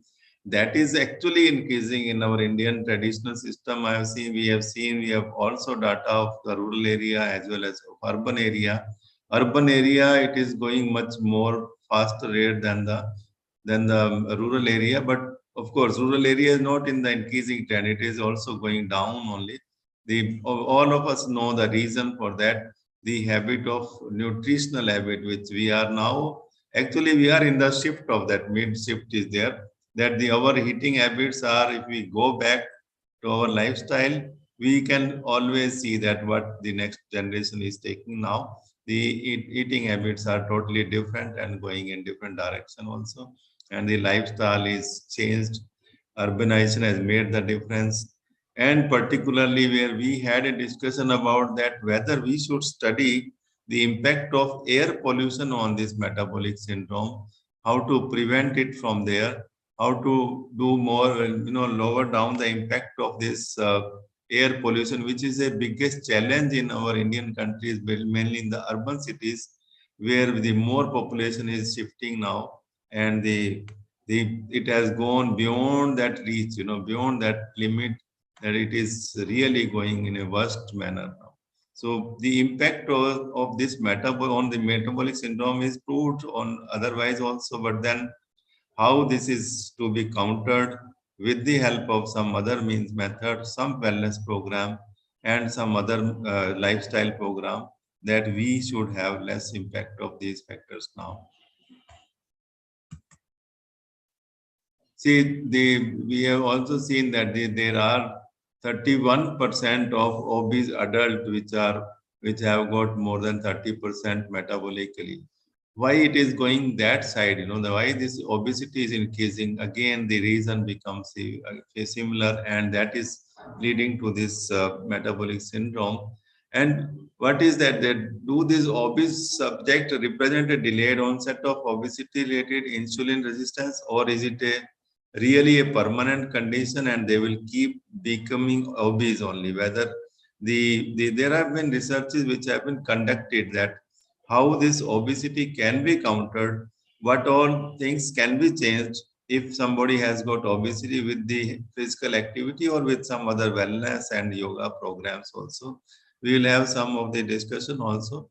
And how this mainly the visceral and ectopic fat accumulation and insulin resistance are having the link also, that how do you really change this metabolic equation or metabolism part also. So in that we have termed this, one is that this type of syndrome which is present in 4.6% to 22%, 59% of normal weight, overweight and obese men also. And even in the metabolic syndrome is not only that obese people, you have this normal people, around 4.6% have been found to have this particular problem of metabolic syndrome, which is not related with obesity, but with other reason. And the other factor which are really, we also know that some of this BMI, higher BMI, smoking, low household income, high carbohydrate intake. Of course, physical activity is the major factor which we are more concerned now. They are associated with increased risk. So it is not only we focus on the obesity and hypertension, but I think the other factor, until they are controlled, we cannot control the percentage increase in the metabolic syndrome part. the major factor which is to change this insulin resistance is strongly suspected as a common pathophysiological link between all these factors basically. And we have also seen that it is a positive correlation between body weight and insulin resistance. And body weight higher means the risk of developing all these metabolic abnormalities are associated with this metabolic syndrome, and insulin resistance also changes. So the factor which is we are working, we have to work is that how do you really control the body weight of the individuals, which is mainly because of this increase in the fat. And if we can roll down that part, we can work on the insulin resistance, and that will change, as well as some of the factors, metabolic factor may also change also, and it is fluid factor also. So this is where we have to really work in some of the researches, that how to transfer it.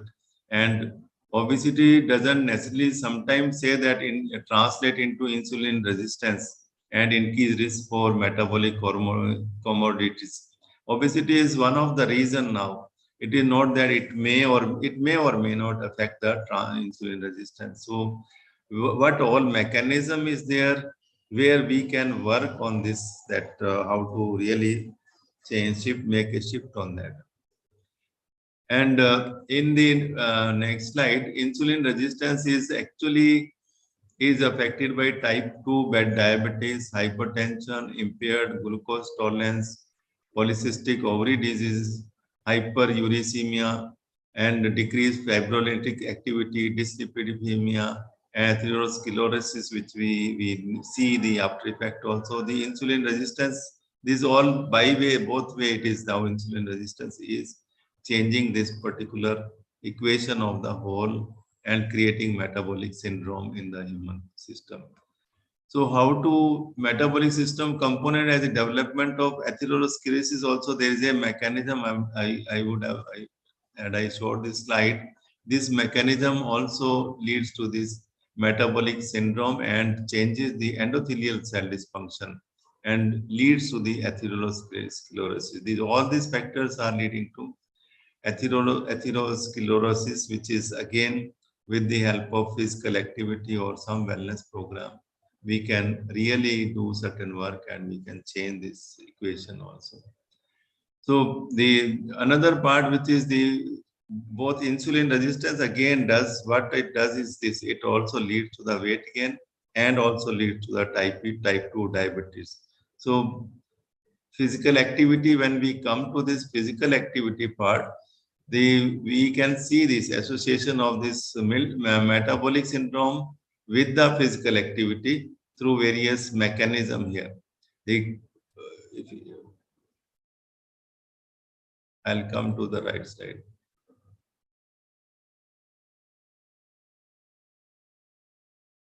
There are certain effect of role of TNF gene is there. The physical activity in the etiology of metabolic syndrome, type A and cardiovascular disease. If you think of that, we take medicine, one part, we do the regular physical activity. If we take the healthy diet, if we also work on the weight reduction program, all these factors, they can affect this metabolic syndrome. How? They can decrease your body fat accumulation. They can increase the insulin sensitivity. They can work on the glucose tolerance. They can increase the decrease this plasma LDL cholesterol. They can increase the plasma LDL cholesterol also. So these factors, which are again responsible for that, with the help of this medicine, regular physical activity, healthy diet, weight reduction, we can change this and make it very positive, which will lead to the decrease in the type 2 diabetics and of course the heart problems, and myocardial infarction is decreased, ischemia can be decreased, peripheral artery disease also is decreased with this. And the other factors which are associated with this are the genetics, age, gender. These all factors leading to this, but it's a vicious cycle, wherever if we depend only on medicine and don't have regular physical activity or healthy diet or the program of weight regulation, we will not be able to achieve the optimum result. Only with the medicine, I think there will be a lot of limitation, which we have to again look into that. And we can take medicine for decreasing blood pressure, but if it is supplemented with the activity, I think it will have better and sustainable effect also. Certainly, there are researches which have proved that the blood pressure, even initially we take medicine, later on, with the help of the optimum physical activity, we may be able to regulate up to certain level, and this can be sustained also. So there are certain things which we can do research in this area also, that how to regulate this factor, what are the optimum level of these factors are required to be regulated, and how do we plan it in future also, that this is minimum dosage of the physical activity, which is very, very important for this, because there very little less research has been done on this area also. And one area which we identify was, of course, the pollution factors. The other area which is very important is the physical activity for various age group, where we need to really work together also. And after, the other part is, it's also again a vicious cycle. The people, those who are having the metabolic syndrome, there is an impact on the inflammation. And inflammation, during that inflammation, if you do activity, then there are chances of doing more damage to the athlete. I will say everybody, it is a common human population. So it will become the more overloading, and it becomes a more problem for the metabolic syndrome also. So what we have to do here, that we have to see that how to channelize that, how to first decrease the inflammation factors, and then start planning for the physical activity. But these are visual. If a person is getting more of this inflammation, then initially we must take the opinion of the medical team also. And the major factor is that if we take a very high amount of training load, then this may induce your we are more exposing to the ROS factor, and that leads to the oxidative damage of the person, and your enzyme activities are reduced, and that is again detrimental for the health of the person, and it may also affect on the insulin resistance also. So what we have to do is the balance this training of this aerobic interval training is having much more benefit.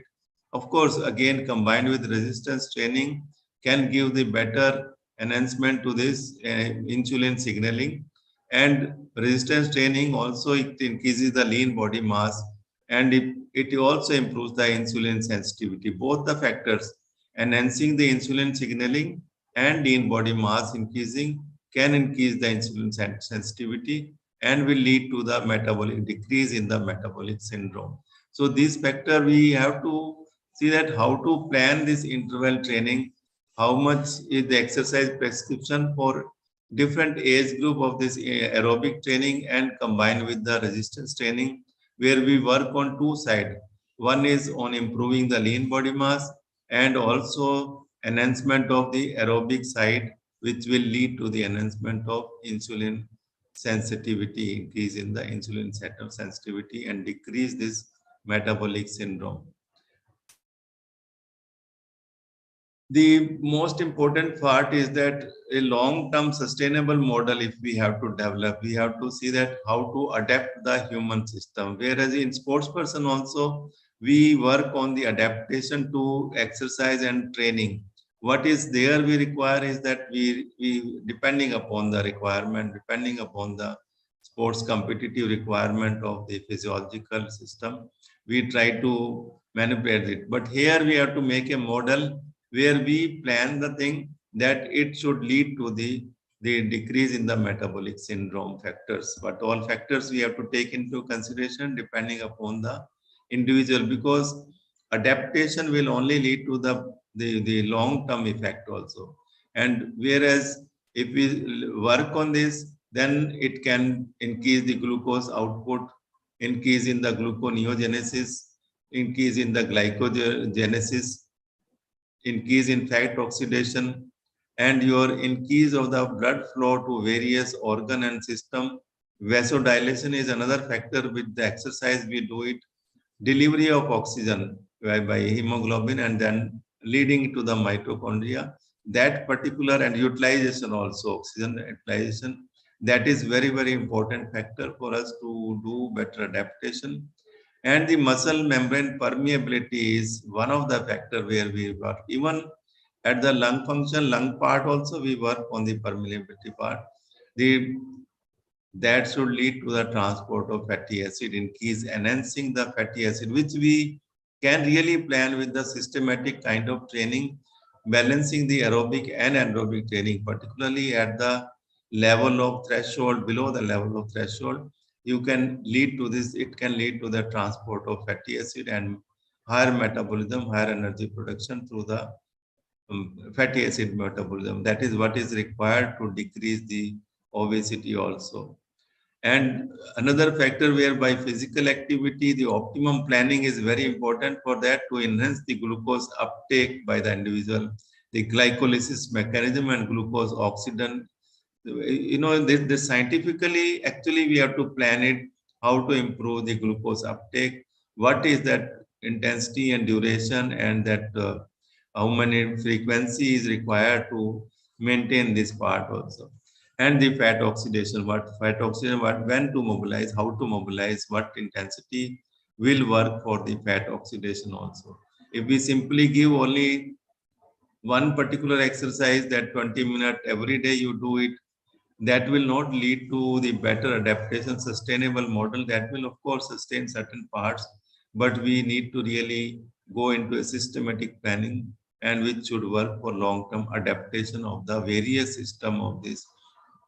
And that should lead to enhancement of the cardiac output also, that because everything will depend upon that how much is the cardiac output. Ultimately, energy metabolism process will depend upon how much you can supply oxygen and nutrient at the energy production sites wherever. So that will lead to our glucagon increase and insulin sensitivity. So most important is that how to plan it, and what our researches we can do in these areas, that exercise prescription is scientifically planned to enhance the type of problem with the individual, and that countering that one with the physical activity. It can really act as a medicine, physical activity, prescription of the exercise, that will lead to the wellness of the athlete and the other person also. The chronicle, as I told you, chronical adaptation to exercise is that can also, we have to study that part also, whereas the various metabolic changes are occurring. I won't go into detail of those changes, but the exercise actually can lead to the various functional part, which will lead to the decrease in the adipose tissue, where the various studies have been done to show a strong association between obesity and physical inactivity. When we are not doing any activity, there is an inverse relationship between that physical inactivity and the body mass changes also. You know, the body mass is, if we are more inactive, your body mass or body fat is increasing side. So how do you, and hip waist ratio, waist circumferences are changed here. So these are it is already proved, which I am repeating it. But what is that, how much is the optimum to reverse these changes if it is, we are working on the metabolic syndrome people here. And these studies also have demonstrated that active lifestyle and wellness program can be developed, which is most important to regulate the weight. Weight reduction programs are again not a common program. How much calories to be reduced, how much should a diet to be regulated, what all content in the diet has to be regulated. This systematic scientific evolution is not there. In general, when we talk, it may or may not have better impact on this. You know, it may reduce, some of the factors may not be optimized. Sometimes if we reduce the calories only, it may reduce certain protein component also, which may create more problems sometimes for the growing children, growing population also, even for the population, those who are doing this vigorous activity.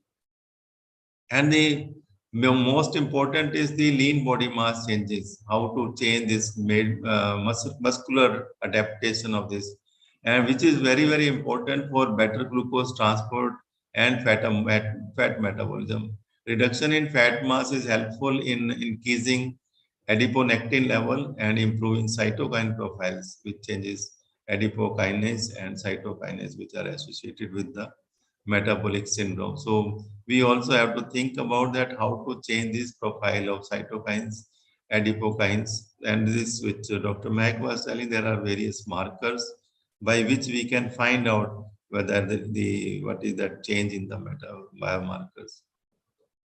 And exercise also induces adaptation to brown adipose tissue. In studies have been conducted in rodent, rats, and humans also, that the regular physical activity is associated with the change in the glucose uptake, the decrease and in the particular in the white adipose tissue where we work, that is increase in the mitochondrial activity is enhanced, glucose uptake is enhanced, and adipokine secretion is also changed. So the regular physical activity can lead to these changes in the white adipose tissue, where we need to really work and we need to really decrease the brown adipose tissues also.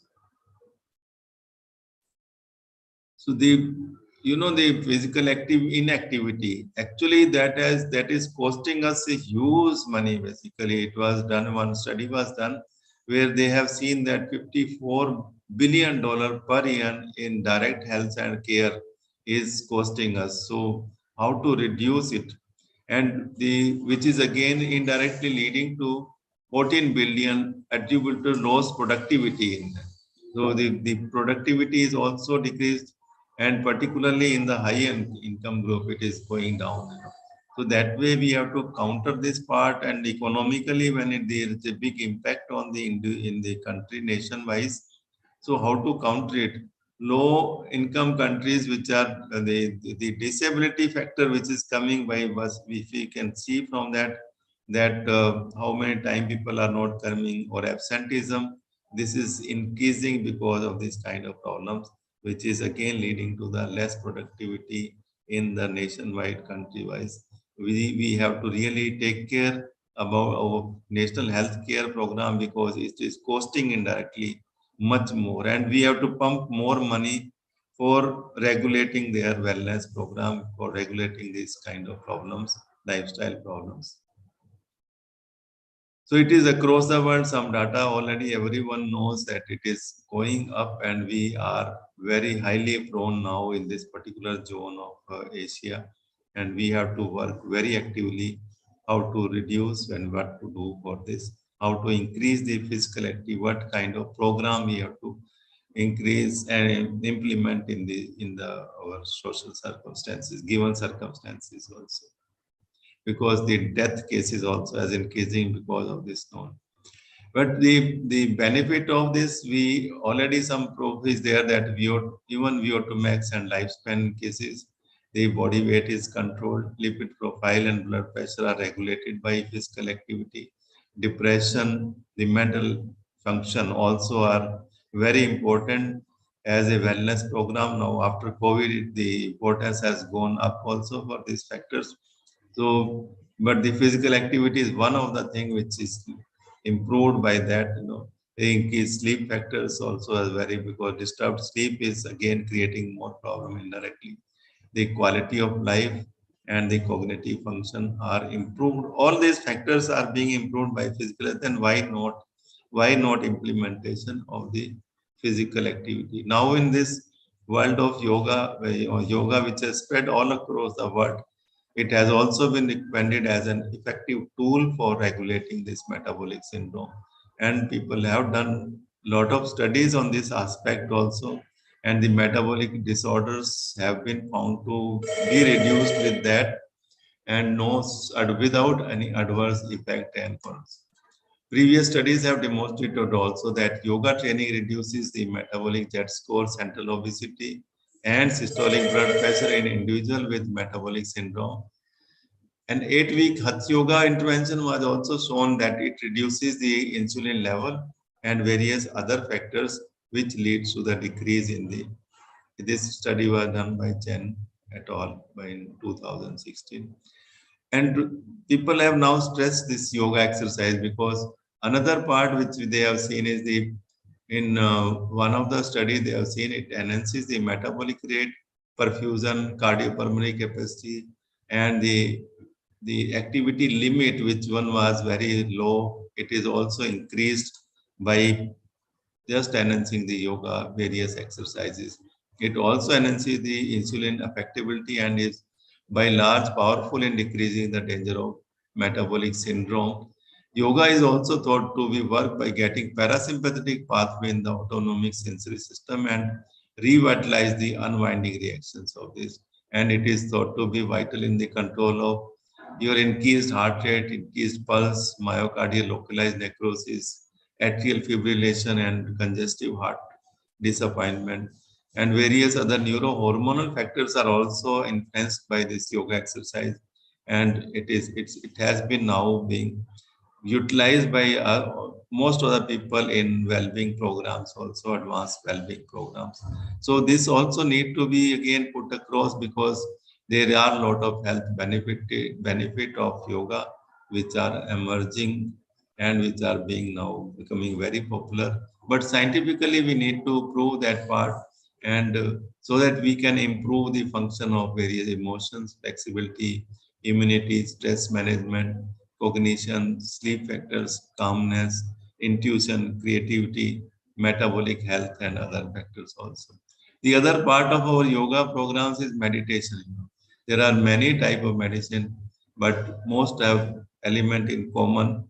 So what is that meditation which changes the whole metabolic function? And there are a lot of studies on this metabolic aspect also, which have proved that it also leads to the various factors which are associated with metabolic syndrome. They are decreased, and we can implement those.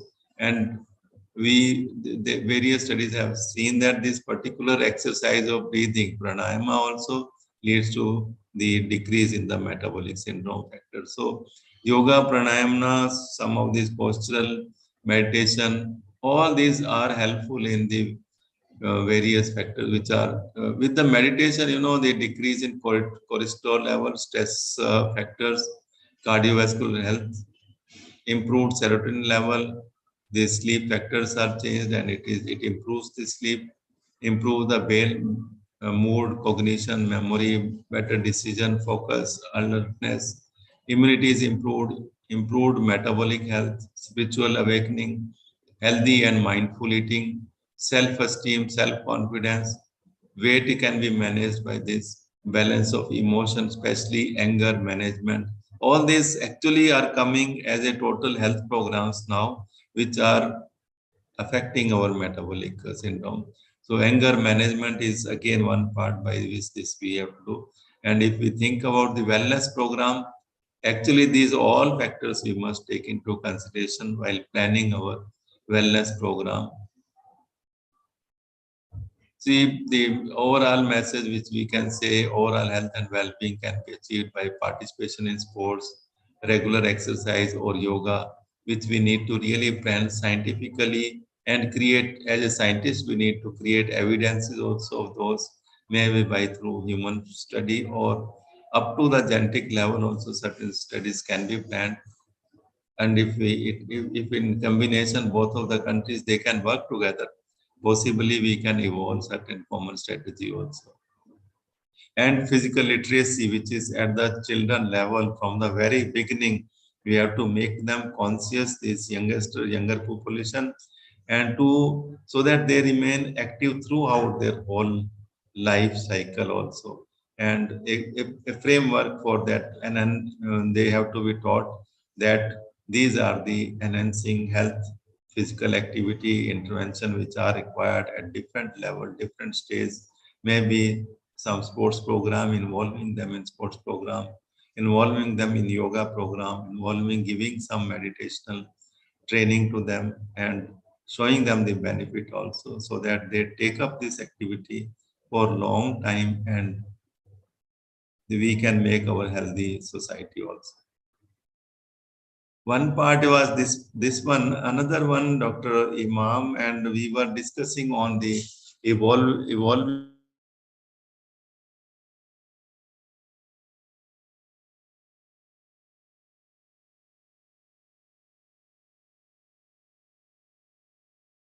application program and practices in collaboration with that, so that we can enhance the capacity of these people to. One second.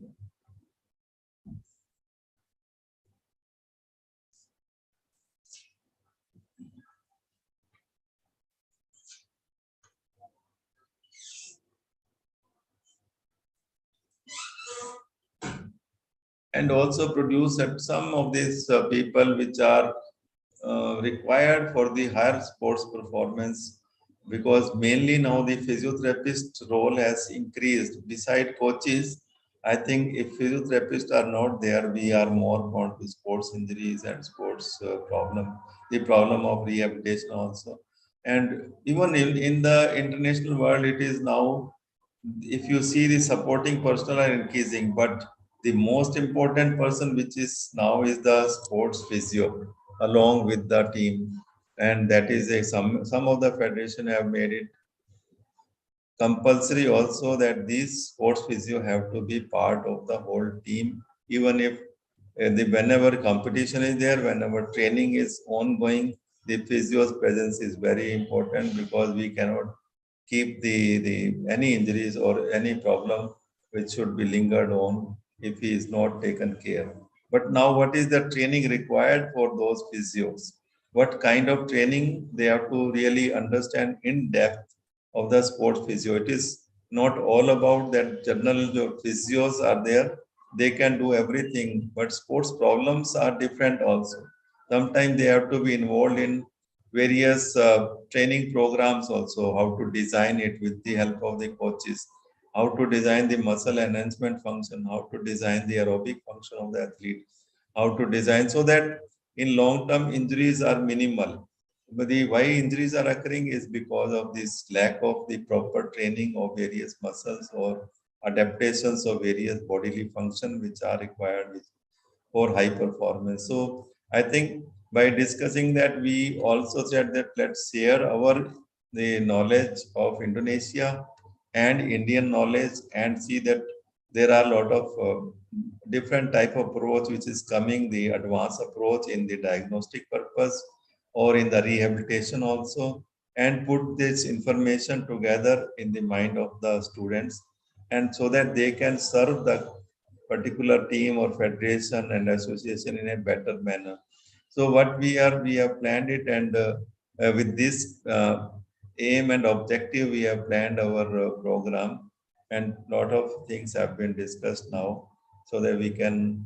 Main objective is, again, I will repeat it, that this physical therapist, which is a organized, guided pathway to develop advanced skill in the understanding and application of this physiotherapy knowledge and orthopedic knowledge, as well as, I'll say, this exercise sciences knowledge, that how do you really implement in field condition for the sports person, how to diagnose and put across these things. And the clinically also, we have to increase the competency of these physiotherapists, so that the athletic and active population, which are more of this injury prone sometimes, they can be taken care urgently, immediately also. So we have to approach a balanced approach to care of the active and athletic population through exposure by a collaborative and interdisciplinary manner here. And various in our university now, it is a multidisciplinary university. The IT is playing a major role also sometimes. So we have to have a collaborative approach, interdisciplinary approach. That learning environment which exists in Indonesia and our Indian situation, the candidate can experience those things also, so that we can really give him the best knowledge, and he can meet the challenges which are forthcoming, we can see. So it is, again, the research factor also are very important, that if they are independently taking some project, taking some of these problems which are evolving, which are existing also, on that, how to solve those things, keeping in view all the ethical standard and the professional knowledge of our expert already existing, we can make them at the best possible manner. And they will develop definitely the confidence, and they will understand all the risk factors which are possibly emerging in the field of higher sports performance. And that who can do it, it is the undergraduate, those who have completed PPT program or somehow MPT programs also can get it. Some if they want to really specialize in the sports physio field. So this will be we can also involve certain the nominated members from national sports bodies, governing bodies, government bodies, and other countries also. They can also get it, because this will be a very high quality program which is desirable now. What is the I think Dr. Imam also will explain those, that how we are going to organize this program. There will be few theory classes which will be conducted online or offline mode. The practical session will be conducted either in the laboratory or field conditions, that is the actual situation, and also the diagnostic part with the modern scientific equipment will be conducted in the Sports Sciences Center, which are very advanced nowadays. The clinical posting will be done in the different sports center and various sports academies. The another emphasis which is being given is the strength and conditioning program. That is most important, because we have to see that they don't put in ourselves into the injuries. The sports person should not be injured. So strength and conditioning is a very, very important, and the advanced system of conditioning, advanced knowledge of strength and conditioning methodology has to be made available to them, and they can be trained there. So biomechanical and sports performance analytical tool, how to use them on various functional where we have the facility of techno body machines here. We can do isokinetic, prokinetic, trunk analysis, which is core control and core mobility. The gait patterns and other isokinetic devices, postural part also can be analyzed. So these are very, very important functional part which we will be able to train them, and they can implement that in their field condition also. What is actually the hours which are required will be 2 hours of theory classes, either online or offline. With these classes will be, of course, with the high level of expert.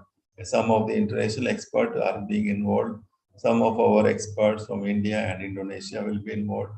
And that 100 hours of after that supervised clinical training or practical session will be conducted, and 300 hours of supervised clinical posting will be given in various field conditions and also in the orthopedic conditions, so that he is trained to evaluate, to rehabilitate, and to do the deeper clinical analytical part also, and to put him back into the sports field, the athlete. And the evaluation will be done at the end of the program. 50% will allocate to theory and practical separately there. Of course, the attendance and other things will be regulated, and at least we have to see that the evaluation program will be having some kind of attendance percentage also. Class performance has to be evaluated, assignment will be evaluated, and end-term examination which will be conducted by the university system. We have to evaluate that, and that is a major criteria which we will keep in mind also. But regular assignment, giving and evaluating internally also is another important criteria for evaluating the fellows. This is what I told you. That is where we will work together, and we have also framed the syllabus curriculum. I think Professor Imam will share that one. And the various modules have been created where the core modules are there, practical modules are there, theoretical, and the other than that also the how we can just give them the best field experiences and have the interactive session with various experts also. That will be a major criteria, and interactive programs we will design it, maybe online or offline. We'll share the information sharing system has to be, we will be involved, where we share all the information to the athlete either online or offline. So thank you very much for careful listening, and I hope this all relation of India and Indonesia will go in a long way, and we'll keep working together on various projects which we have initiated with this university as well as with other individual level also. Our experts will keep jointly working for academic and the research programs, and of course the exchange programs also. Thank you very much. Okay, thank you very much, Professor Khana. That will be fantastic and very good. So we are sorry again for the technical problem, but do not to worry, because we have all the participant email. So later we will send Professor Khana PPT. So please send us your PPT, Prof. Khana, so to all the participants can study together. Okay. Yes. Yes. Okay. For the next session, is there any question or at all any discussion that we can you can ask Prof. Khana? So please time and place be introduced. Thank you.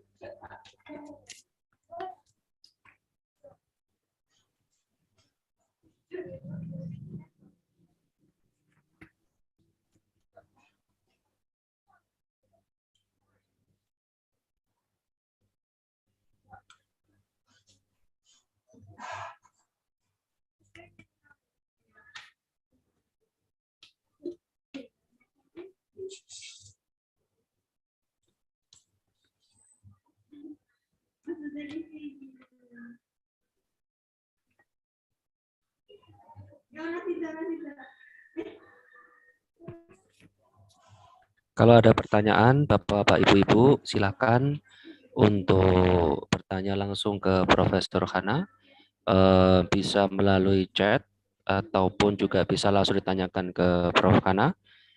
Kalau nanti sekiranya dibutuhkan, saya akan mencoba untuk mentranslasikan dalam bahasa Inggris. Terima kasih. Thank you very much.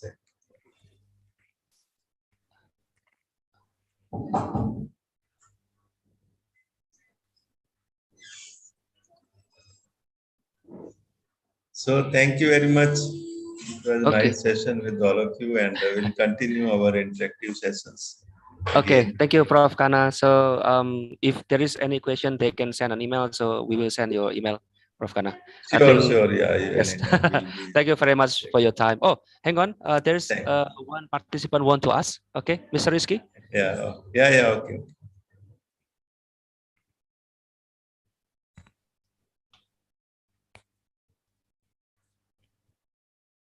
Do you have any question? Pak Rizky? Oh, Suara saya jelas, Pak? Oke, jelas, Mas. Ya, silakan, Mas. Ya, Pak. Jelas. Good evening, Dr. Khana. Yes. Thank you for the opportunity. First of all, my name is Rizky. I am from Indonesia, and my background study is physiotherapy, Doc. I would like to ask about the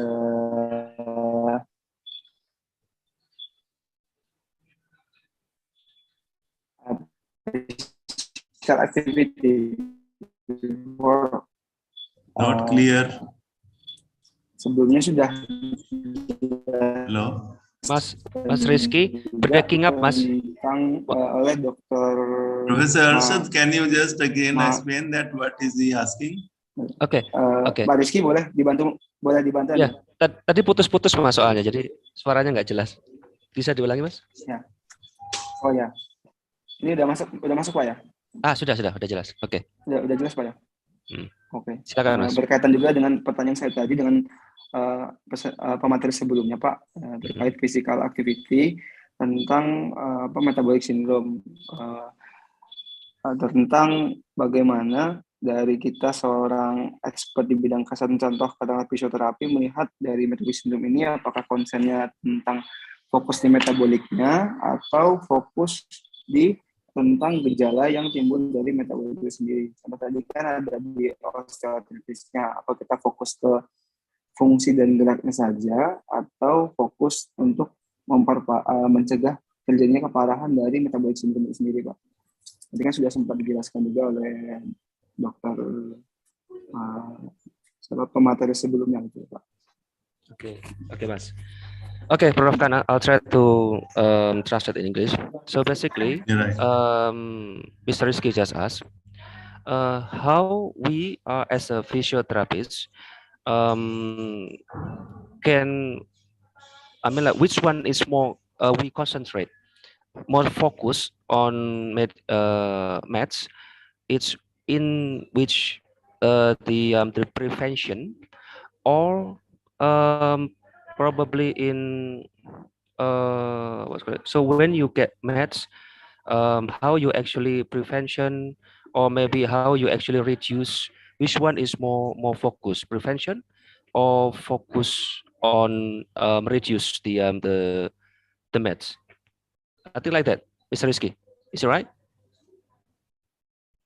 Halo? Ya Pak, jelas, benar sekali.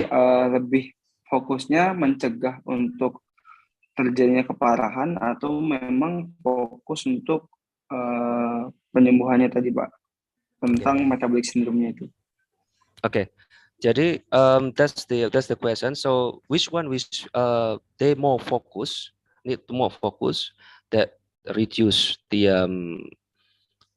significant impact of the meds, or is actually before the meds itself happening? So which one is they need to focus?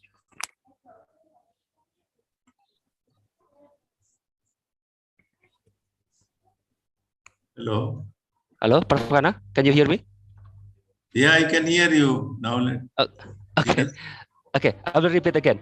So basically, as a physiotherapist, which one that they need to focus to reduce the metabolic syndrome more, to getting more serious, or to prevent that the metabolic syndrome can happening to someone? Which one is there? I think in my view, the prevention is much more, it has to be first is preventive. If you are really working with the active population, the prevention part has to be taken care. And the physio's role is basically not the going up to the medicine level, you know.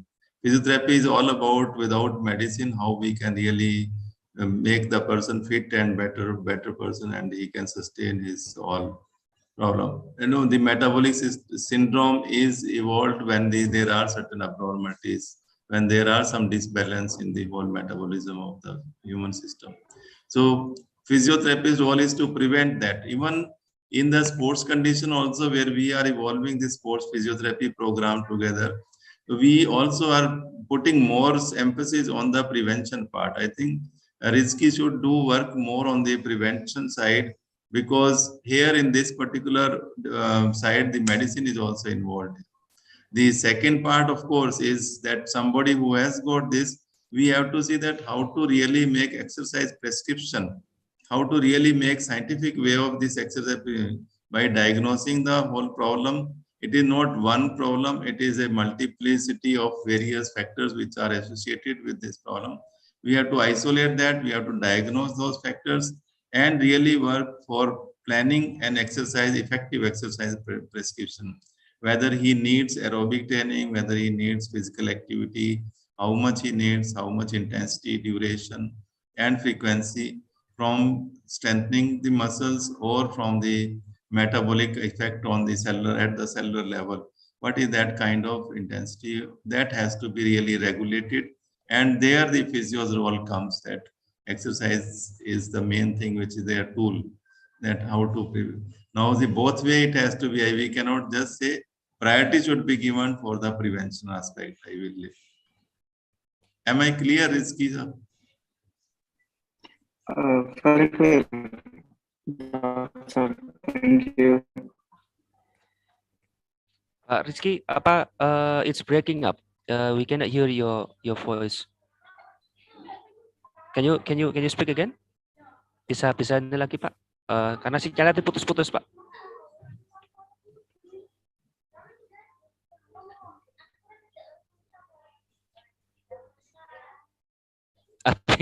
I think Mr. Rizky got the problem with the signal, Prof. Kana. Yeah, okay. You can send me the Very clear, queries Doctor. and- Thank you for the explanation. Okay. So yes, thank you, Prof. Kana. So Mr. Rizky say it's very clear. So thank you very much. So yes, Thank you very much. for other participant that you need to ask, you can send an email to the email that I just sent right now, and I will send it again. So if you have any question later on, you can ask to Prof. Kana. Please send me an email, and I will send back to Prof. Kana. Okay. Prof. Kana, thank you very much for your time and for your sharing. We will continue for the next session. Thank you, sir. Thank you very much. Thanks a lot. Thanks, Professor Irshad and other Professor Rizky and Professor Thank you, Imam. Prof. Kana. Thank you so much. Thank you. Appreciate. Very nice. Yes. Very nice presentation. Okay. For the next presentation, that will be Professor Nursing Sharjah University, Muhammad Arshad Subuh, and with the theme psychosocial factors in maths, especially in women. So untuk sesi berikutnya yaitu Profesor Nursing Sharjah University Muhammad Arshad Subuh, beliau akan menjelaskan mengenai topik hari ini mengenai faktor psikososial pada maths terutama pada wanita. Silakan Profesor Arshad. Oke, Assalamualaikum warahmatullahi wabarakatuh. Waalaikumsalam warahmatullahi Ya, wabarakatuh. didengar suara saya berarti ya. Oke, before continuing, sebelum saya lanjut, I really want to say my big appreciation to entire big family of Politeknik Kesehatan, ya,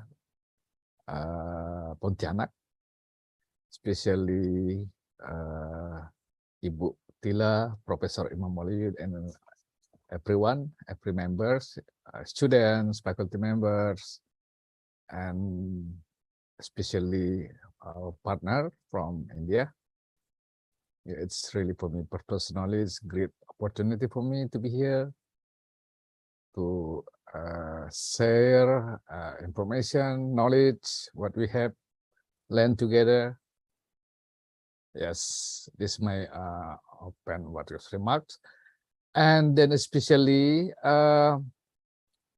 thank you so much for Dr. Mahak and especially Professor Kana.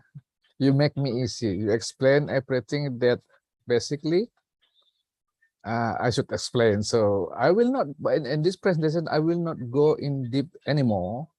I will not go, give me a second.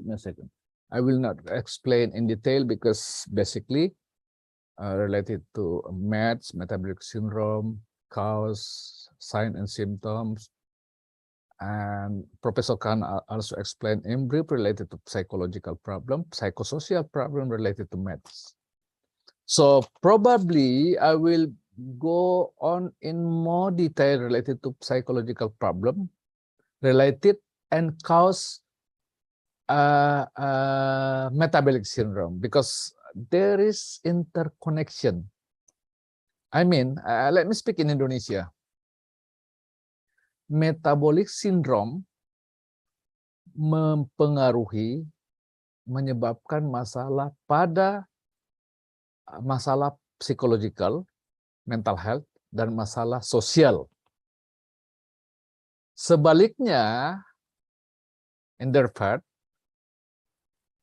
masalah psikososial, depresi, stres, anger, eating behavior, especially eating behavior is related to mental health problems.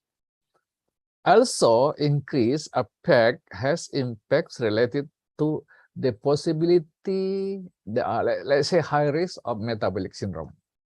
So this one, like, what is called, how to say that, like, linked together, and from both sides, from psychological problems to meds, then, and the contrary, from meds to the psychological problems. Okay, so Mas Rizky bisa dilihat presentasi saya, Mas? Mas bisa dilihat presentasi saya ya? Halo? Bisa? Moderator bisa lihat presentasi saya? Bisa kelihatan, Pak. Oke, terima kasih. Terima kasih.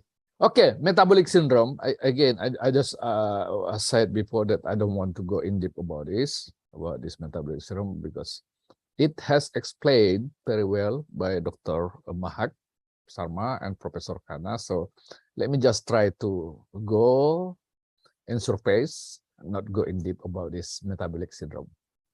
Okay. Yeah. Obesity, hypertension, dysregulated lipids, and insulin resistance. Hyperglycemia is related to meds. Yeah. And then individuals with meds have increased risk for cardiovascular disease, stroke, and type 2 diabetes. Underlying cause of meds include overweight and obesity. Overweight and obesity, as I will say together. Yeah. Insulin resistance, Professor Khanna explained is in detail, and then also Dr. Maha. Physical inactivity, tinggal aja di rumah seharian. Ya. Sehingga bagi orang-orang yang aktif, ya, sorry to say, terus for example petani, para buruh, ya, yang aktivitas, ya, memiliki risiko lebih rendah daripada orang-orang yang have experience physical inactivity. Disuse syndrome. Besides disuse syndrome, there is also a high risk of meds. Genetic factors and age. Ya, umur pasti. Meds is clinically useful tool to identify people at risk of for diabetes, cardiovascular disease, etc. It also indicates cumulative cardiometabolic risk asserted by abdominal obesity. Makin bertambah usia, perut makin gendut, makin besar, makin membuncit. Hyperglycemia, high triglyceride, low high density lipoprotein cholesterol, and increase of high blood pressure. Yeah. Again, meds is a group of conditions that together rise risk of coronary heart disease, diabetes, stroke, and other serious chronic health problems. Okay, I think it's important again this to explain because it will be redundant. Okay, meds imposes heavy costs of the healthcare system and generally reduce the quality of life. Saya membaca sebuah artikel bahwa penyakit kronis terutama yang terkait dengan meds ini adalah nomor 2 yang menghabiskan biaya, mulai dari perawatan, prevention, sampai rehabilitasi, pengobatan, prevention, pengobatan, dan promosi. Ini nomor 2 yang menghabiskan biaya dalam pelayanan kesehatan. Yang pertama itu adalah gangguan jiwa. Gangguan jiwa, ya. Ya, kita bisa bayangkan kenapa gangguan jiwa. Saya awalnya berpikir kenapa gangguan jiwa. Ternyata ya, gangguan jiwa ini secara perorangan menghabiskan dana yang jauh lebih besar. Ini untuk dihitung secara individual, personal, ya. Ya, kita bisa bayangkan kalau penderita gangguan jiwa itu ya seumur hidup bisa sampai 30 tahun, 40 tahun. Okay, it is a combination of cardiovascular risk factors so as impaired glucose tolerance, dyslipidemia, again hypertension, obesity, again it is a repetition and redundant again. A full image of contributing factor to syndrome has not yet been mapped. Sebenarnya faktor ya dari hasil penelitian untuk memastikan pastinya apa penyebab faktor penyebab daripada sindrom ini belum diketahui, tapi belum ya seperti Profesor Kana tadi bilang perlu penelitian lebih lanjut lagi karena area ini masih sedikit penelitian yang sifatnya based on real evidence-based practice. Lack of evidence-based practice. Next. Okay, see here, I think I don't need to explain again about this. Feature of metabolic syndrome. The major features of metabolic syndrome include obesity, kegendutan ya, hypertriglyceridemia, triglycerin, meningkat darah, low high density lipoprotein, HDL rendah, hyperglycemia, and hypertension. Nah, sehingga saya ingat sekali dengan kata-kata Prof. Imam. Ya, kalau sudah hipertensi, itu sudah berkaitan dengan diabetes, berkaitan dengan lipoprotein, berkaitan dengan trigliserida, hiperglycemia. Benar. Ternyata benar. Ya, kalau sudah satu itu, ya sudah berkait,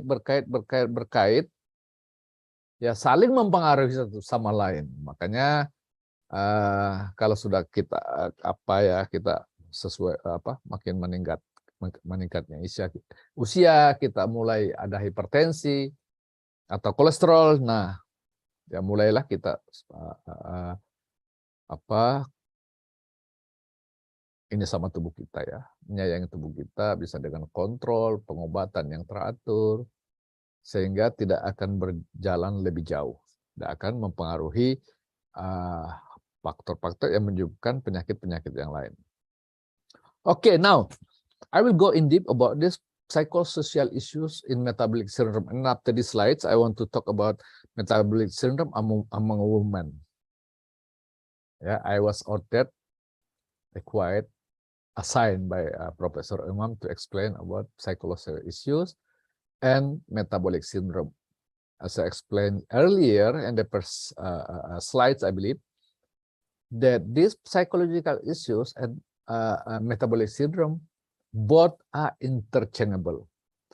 Psychosocial issue related to metabolic syndrome can create psychological problems. Ya, psychosocial issue, for example, ya kita bangga sekali kalau misalnya kita masuk di warung Kentucky Fried Chicken, Burger King, McDonald's, Tim Hortons, dan sebagainya. Bangga kita, tidak semua juga, bangga kita apabila makan dibanding dengan makan di emper-emper, di warung-warung yang sebenarnya jauh lebih sehat. Jauh lebih rendah efeknya terkait dengan high risk of metabolic syndrome. Ya. Okay, let's see in this, Matt and the person with the diagnosis of metabolic syndrome and especially chronic illness. Living with a chronic illness such as MATS is difficult and poses many challenges, Feeling of uncertainty, recurrence, yeah, putting life on hold, dependence on treatment, terdependensi on treatment. Learning to manage the uncertainty is an important part of staying healthy. Ya, feeling of uncertainty. Ini match yang erat kaitannya dengan masalah psychosocial problem. Ketakutan, psychological distress, masalah yang terkait dengan gangguan jiwa, minimal stres. Saya kira semua orang, semua kita, apabila jangankan kita sendiri yang mengalami hipertensi, mengalami diabetes, keluarga kita aja mengalami diabetes, kita pasti akan stres. Apalagi kalau kita sendiri yang mengalami. Stres, cemas, sadness, sedih, dan feeling of depression. Feeling of depression sehingga banyak orang, ya, banyak penderita penyakit-penyakit kronik terutama yang terkait dengan metabolic syndrome ini, ya berpikir untuk lebih baik mati. Ya, ini one of the effect of metabolic syndrome related to psychological distress. Physical limitation, dependensi, ketergantungan, tergantung sama orang tua, tergantung sama keluarga, istri, anak, tergantung, banyak ketergantungan. Ini beberapa hal yang terkait dengan psychological problems related to meds. Ya. Convincing evidence shows that psychological conditions are characterized by an increased risk of metabolic syndrome, a clustering cardiovascular risk factors, including dyslipidemia, abdominal obesity, hypertension, and hyperglycemia. The effects of metabolic syndrome and its treatment cause psychological distress among individual diagnosed positive, family, friends, and also healthcare professionals. Ya, kalau sudah punya hypertension, diabetes, sudah mulai terjadi masalah psikologikal pada pasien itu sendiri, keluarga, teman, termasuk para tenaga atau para pelayan tenaga kesehatan. Metabolic syndrome can also lead to social, cultural, and spiritual problems. Ya, yang sangat sederhana aja ya, sangat sederhana. Kalau kita sudah punya diabetes, punya hipertensi, ya sudah punya masalah, ya kita nggak bisa lagi ke masjid. Spiritual problem. Kita nggak bisa ikut kegiatan pengantin, cultural, social activities, kerja bakti misalnya. Ya. There is a social public stigma related to metabolic syndrome. Ini mungkin nanti salah satu yang mungkin bisa kita offer ke Profesor Kana untuk melihat peneliti atau meneliti tentang hubungan antara stigma dengan penyakit-penyakit yang terkait dengan metabolic syndrome atau MEDS. Ya, psychological factors. Let me just continue. Skip this one. Ya, multiple psychological factors were associated with increased prevalence of metabolic syndrome. Seperti saya jelaskan tadi, bahwa metabolic syndrome again and again tidak hanya mengakibatkan masalah psikososial, tapi masalah psychological factor juga menyebabkan berkembangnya, meningkatnya prevalensi daripada MEDS. Stres, pessimism, low self-esteem, anger. Ya, tadi Profesor Kana menjelaskan tentang anger management, ya. Hostility, depression and anxiety are independently associated with an increased risk of metabolic syndrome such as DM, cardiovascular disease, ya. But the reason for this association are still unknown. Not really clear 100%. We need to conduct a study to prove about to be clear the association or reset correlation related to psychological problem and MEDS. It largely can be related to socio-economic status and healthy life behavior. Ini terutama orang-orang yang kaya, ya, yang kaya, tidak semuanya. Orang-orang kaya yang punya duit lebih senang makan makanan yang enak-enak. Ya, apalagi kalau punya health behavior yang lifestyle yang tidak bagus. Ya, suka McDonald's, suka ini, dan itu salah satu yang berkaitan dengan sosial issue, masalah sosial, faktor ekonomi, faktor lifestyle, sangat terkait erat dengan metabolic syndrome. Okay, individuals with high level of depression, anger, and hostility could have unhealthy behavior that increase metabolic risk, higher rates of smoking, illicit drug use, etc. Masalah sosial lagi. Ya. Metabolic syndrome is a complex disorder that imposes high economic cost in society and has global epidemic. Ya. I think it is clear for us. Okay, now, common specific psychosocial risk factor related to meds. Stress. Menurut saya pribadi, kalau ada orang menderita penyakit yang terkait dengan meds, mungkin ya, hampir semuanya akan stres, mengalami stres. Sedih, depresi, takut dan cemas, marah, kurang percaya diri, helplessness and hopelessness, inadequate emotional support, ini berkaitan dengan sosial lagi. Bisa juga post-traumatic PTSD, post-traumatic stress disorder, low self-esteem, or low body image. Ya. Ini hal-hal yang terkait dengan psychosocial risk related to risk factor related to meds. Now, metabolic syndrome in women, gender differences related or in metabolic disease or metabolic syndrome.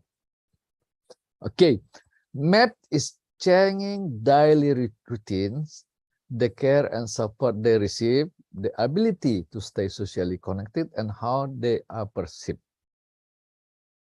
Women are being challenged by requirement to spend more time at home, lack of physical contact with other family members, friends, and colleagues, temporary cessation of employment and other activities, and anxiety about illness and death can be related to because of this related to social issue. Tidak ada support dari luar, tidak ada support dari teman. Karena woman, ya, terutama di negara-negara berkembang, lebih banyak tinggal di rumah. It is therefore important that we create opportunity to foster healthy women. Ya, fokus on healthy.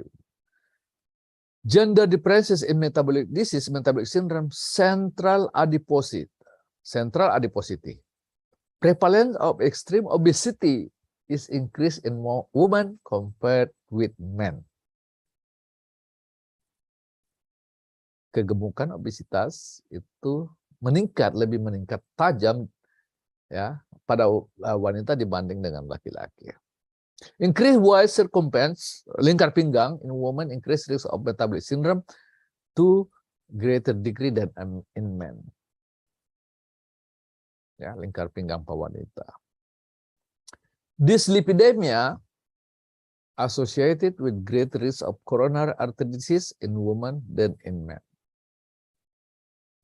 Elevated triglyceride levels have a greater impact on coronary artery disease risk in women than in men, especially when combined with low HDL levels. Dyslipidemia, ya. Okay, now hyperglycemia, glucose level after a glucose load are commonly elevated than fasting blood glucose in women, sorry. The opposite is found in men. Hyperglycemia. The metabolic syndrome is estimated to be present in 47 million US residents. Ya. With a similar age-adjusted prevalence in men 24% only and women 23%. Cardiovascular disease is leading cause of mortality women in the United States. Masalah kardiovaskuler yang terkait dengan MEDS merupakan penyebab kematian ya, tertinggi pada wanita di Amerika. Components of the metabolic syndrome in women.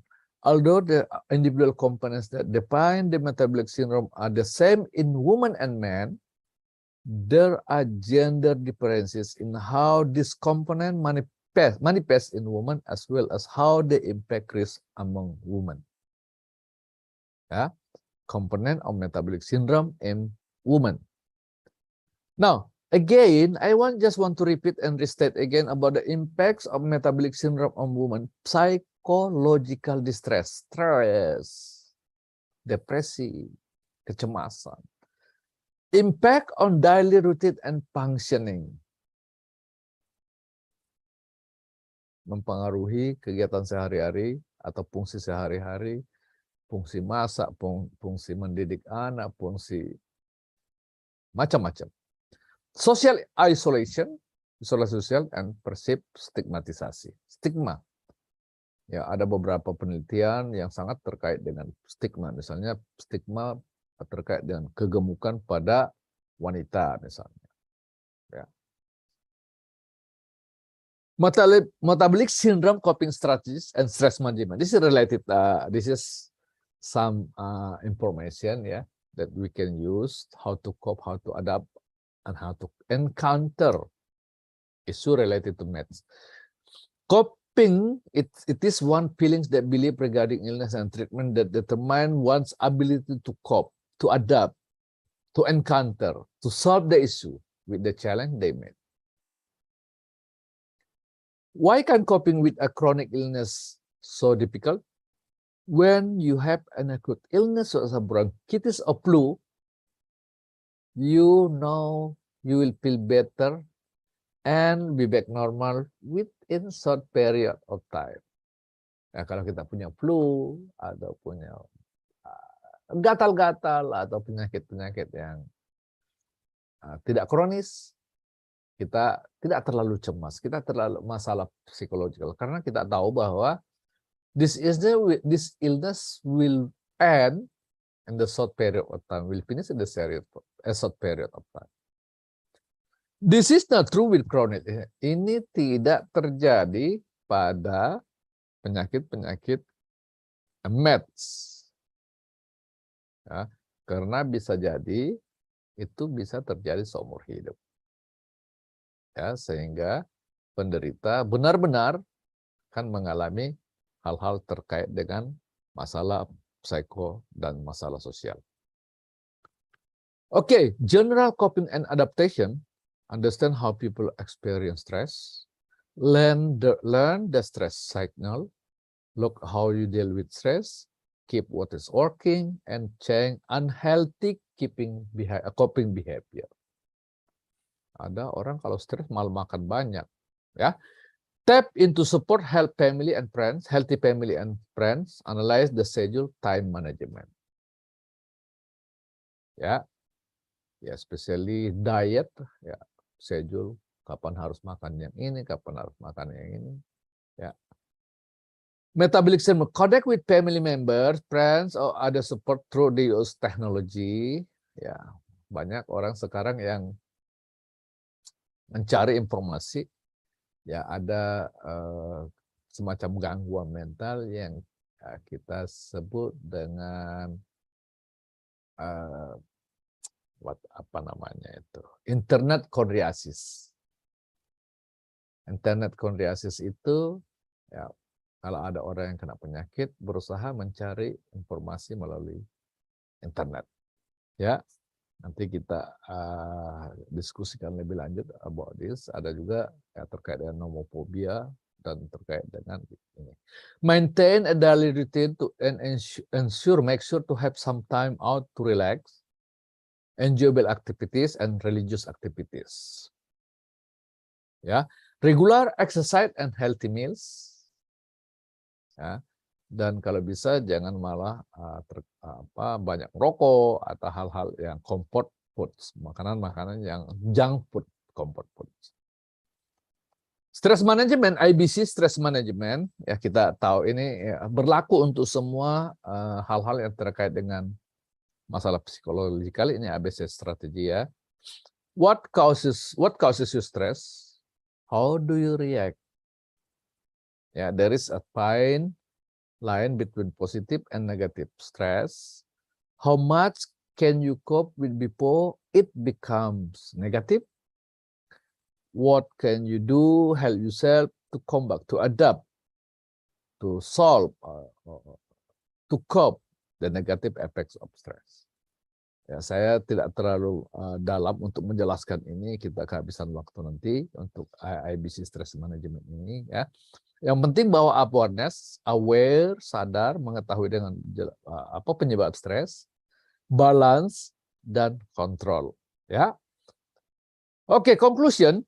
Metabolic syndrome, it is common for individuals, especially women, to feel stress, worry, anxious, depression, anger, angry, hostile, etc. Itu common, umum. Psychological fear and anxiety about metabolic syndrome can be overwhelming, berat, ya, and cause strong emotion in individual. It impacts all aspects of our life. Meds has impacts all aspects of our life. Spiritual, mau bangun sholat malam susah. Ada kendala dengan penyakit misalnya. Mau ke masjid, mau ke gereja, susah. Karena punya diabetes. Nah, kegiatan fisikal, psikological, sosial, and cultural, and spiritual. Spiritual, again ya, sorry ya. Spiritual and social cultural. A person with metabolic syndrome should be recognized as patient with biological, psychological, and social environmental risk factors and be screened for all of them. Biological, psychological, social, environmental, cultural, spiritual. Sangat erat kaitannya dengan MEDS, metabolic syndromes. Everyone reacts to respond differently to stressful situation and influenced by individual background. The differences compared to others and the community they live in. Ya, mungkin kalau di tempat atau lokasi yang bagus health literasinya mungkin tidak terjadi mungkin sebagai support system, tapi ya, bagi pasien yang tinggal di tempat-tempat atau keluarga di tempat-tempat yang low literasi mungkin akan mempengaruhi faktor psychological, risk psychological meningkat, dan faktor negatif terkait dengan masalah sosial juga meningkat. Ya. Oke, saya kira itu. Mohon maaf saya tidak terlalu banyak menjelaskan secara detail. Tadinya saya mau menjelaskan, tapi setelah saya ikuti presentasi dari Dr. Maha dan Profesor Kana, saya bersyukur, alhamdulillah, saya nggak usah saya ulang-ulangi lagi ya, sehingga mungkin presentasi saya ini agak tidak sampai pada batas waktu yang diberikan. Ya, mohon maaf atas segala kekurangan. Ya, kalau ada komen, suggestion, kritik bisa dikirim di email berikut ini. Saya kira itu dulu. Terima kasih Pak Moderator yang sangat ganteng. Terima kasih. Saya kalau ada pertanyaan dengan senang hati kita bisa sharing ya. Saya juga ingin bertanya, ingin dapat informasi dari teman-teman. Apalagi saya tahu, I know that all of us in this room are really expert related to some issue, especially if it is related to metabolic syndrome. Okay, thank you so much, and then get back to you. Over to you, moderator. Assalamualaikum warahmatullahi wabarakatuh. Waalaikumsalam warahmatullahi wabarakatuh. Thank you very much, Pak Mr. Muhammad Arsyad. Arsyad Subuh, ya. Iya, Muhammad Arsyad Subuh. Ya, ya. Thank you very much. That's very good. Keren sekali. Jadi silakan buat untuk para partisipan yang ingin menanyakan kepada beliau, silakan bertanya, ataupun mungkin kalau belum ada pertanyaan untuk saat ini bisa mengirimkan email seperti yang sudah saya kirimkan di chat. So silakan waktunya, atau mungkin bisa di chat ke saya sampaikan. Ya, silakan, ada yang ini kira-kira.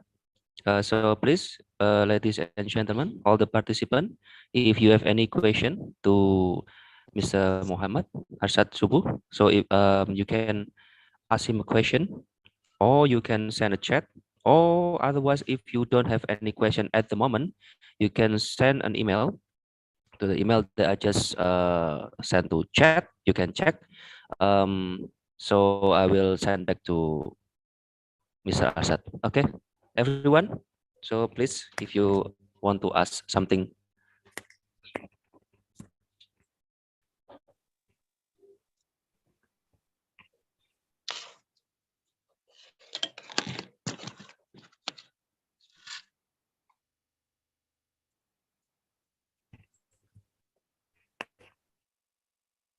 Nggak ada ya yang tanya? Belum, Pak. Biasanya butuh waktu untuk loading. Atau lobet.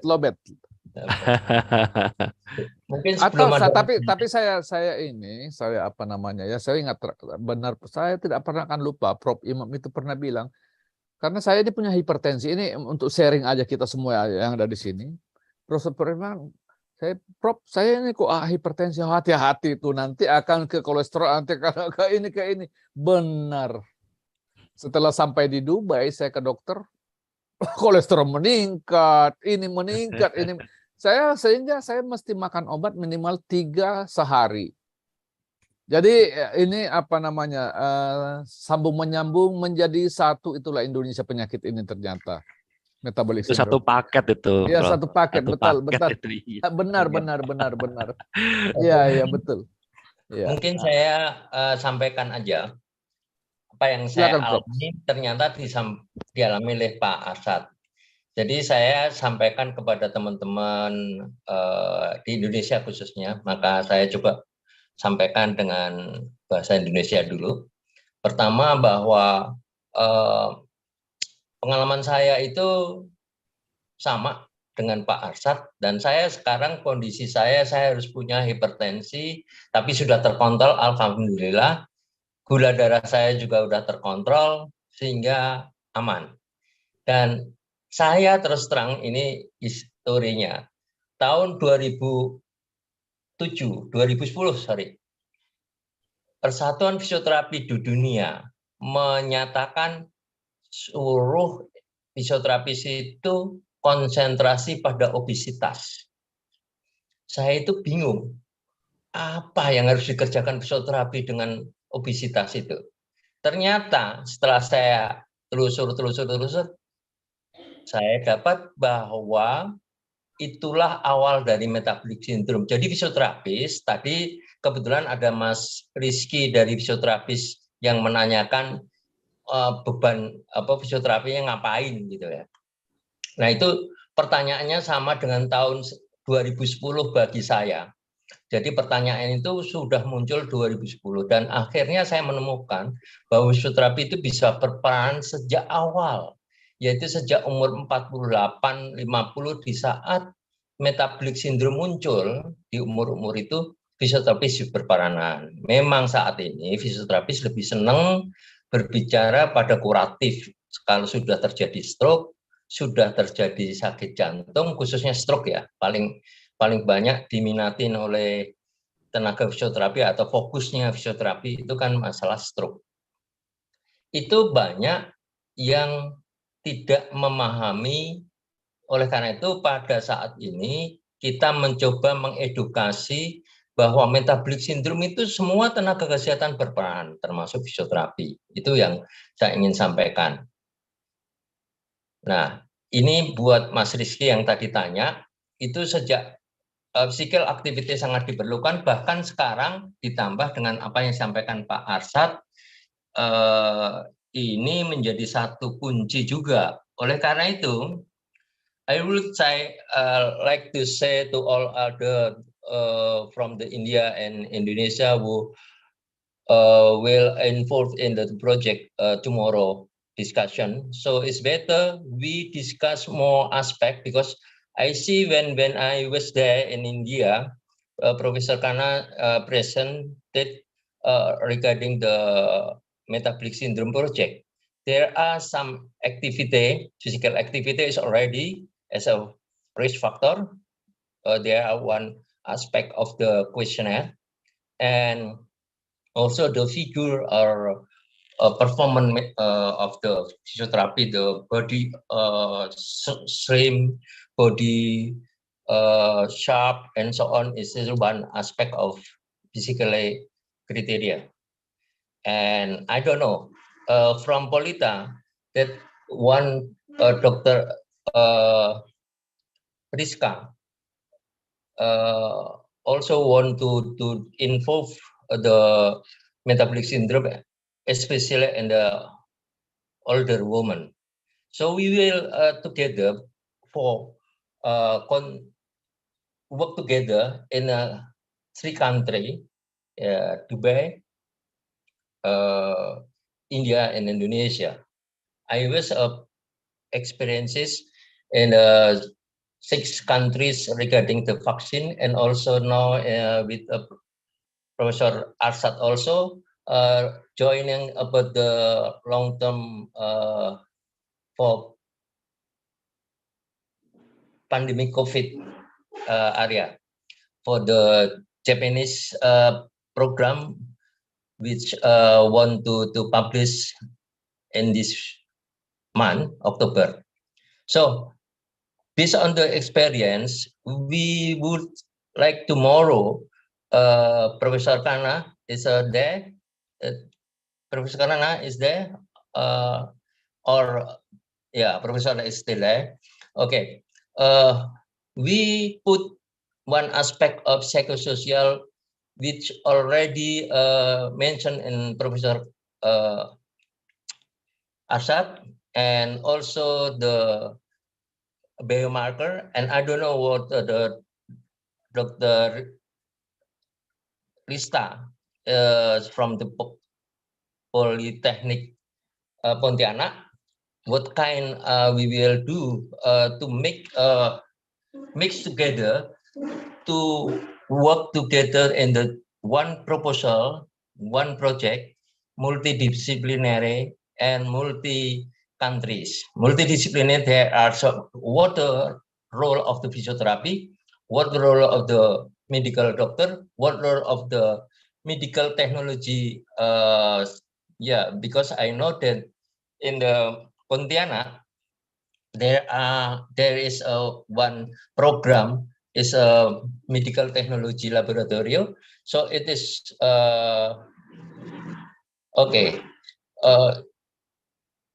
It is important for this. Okay, it is just to make remember, to remind.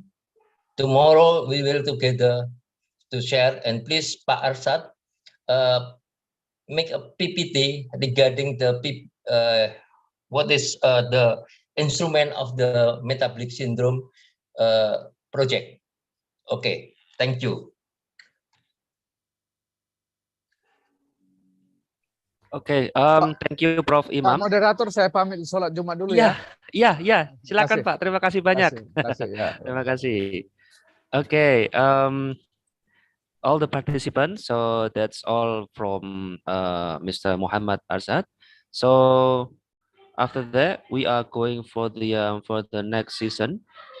It will be our next speaker will be Dr. Yuvina. She is a medical doctor and product manager UniHealth, Soho Global Health. Dr. Yuvita will be take the his material. He will speak interventions with herbal products and supplements cardiovascular for overcome the maths. Jadi setelah ini pembicara berikutnya adalah Dr. Yuvina. Beliau adalah medical doctor dan product manager UniHealth, Soho Global Health. Penyampaian materi keempat hari ini dan diskusi yaitu mengenai intervensi dengan produk herbal dan suplemen kardiovaskular untuk mengatasi MASH. Sebelum itu saya akan membacakan profil Dr. Yuvina. Sebentar, saya akan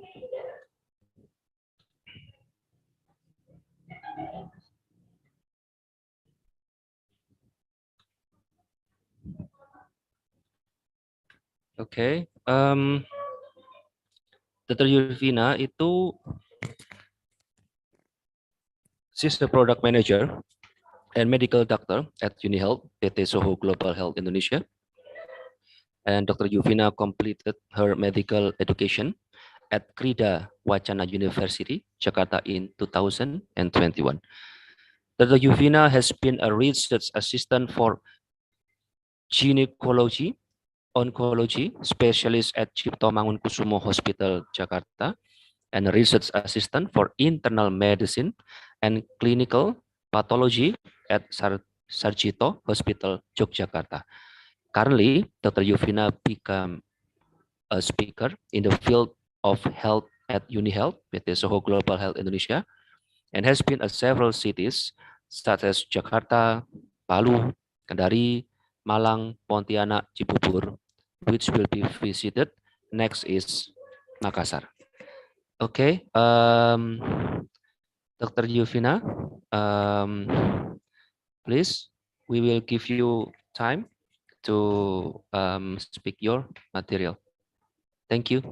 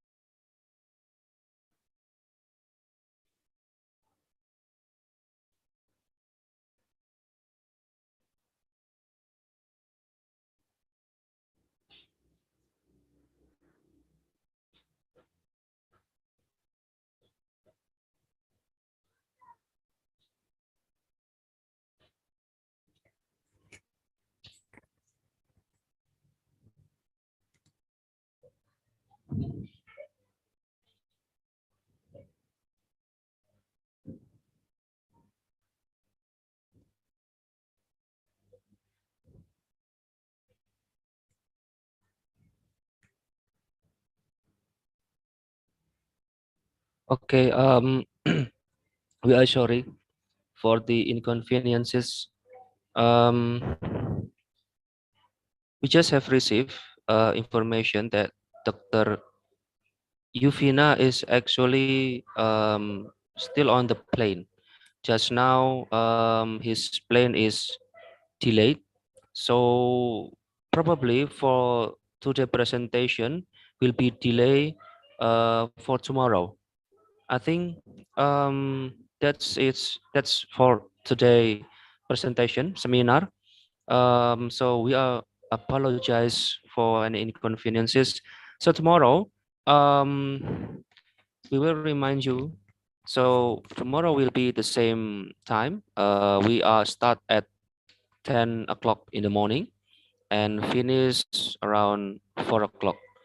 I think that's all from me and from us. So I will probably back to MC to close our seminar. Okay, thank you. Miss Mufida, thank you very much.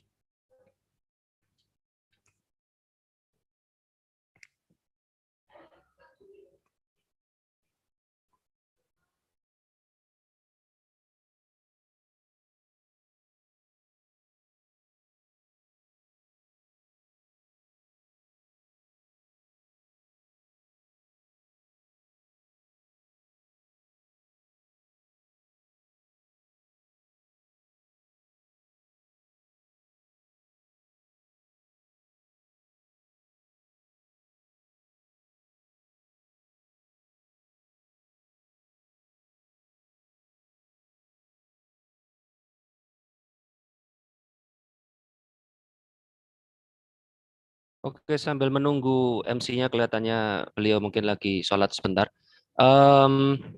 Jadi ini sedikit brief, mungkin introduction.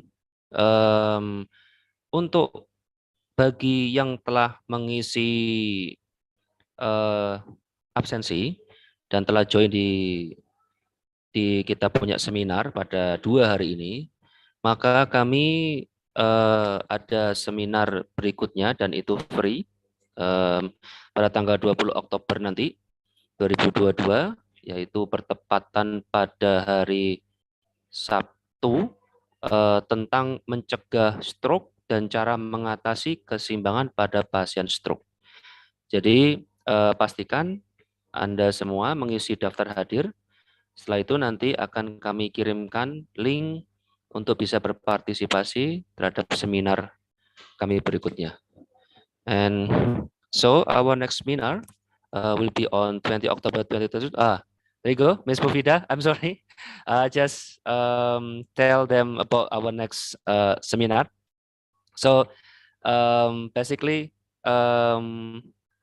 our next seminar will be on 20 October 2022 on preventing strokes and how to overcome balance in stroke patients. Make sure you fill the attendance, so we will send you a link to join our next seminar, either from WhatsApp or through your email. Okay, thank you, Ms. Mufida. Please take the time to close. Thank you very much, everyone. Okay, thank you very much for our moderator, Rizky Basuki. Okay, thank you very much for all the speakers for informative and insightful presentation today. May all of us get the value and the benefit from the seminar. Okay, before the seminar ends, I would like to tell you that this seminar will never run well without our amazing speaker. Okay. Well, ladies and gentlemen, thank you very much for joining our seminar and thank you for your participations and attention. So we will continue our seminar tomorrow at 10 AM. Okay, see you tomorrow. Thank you very much. Wassalamualaikum warahmatullahi wabarakatuh.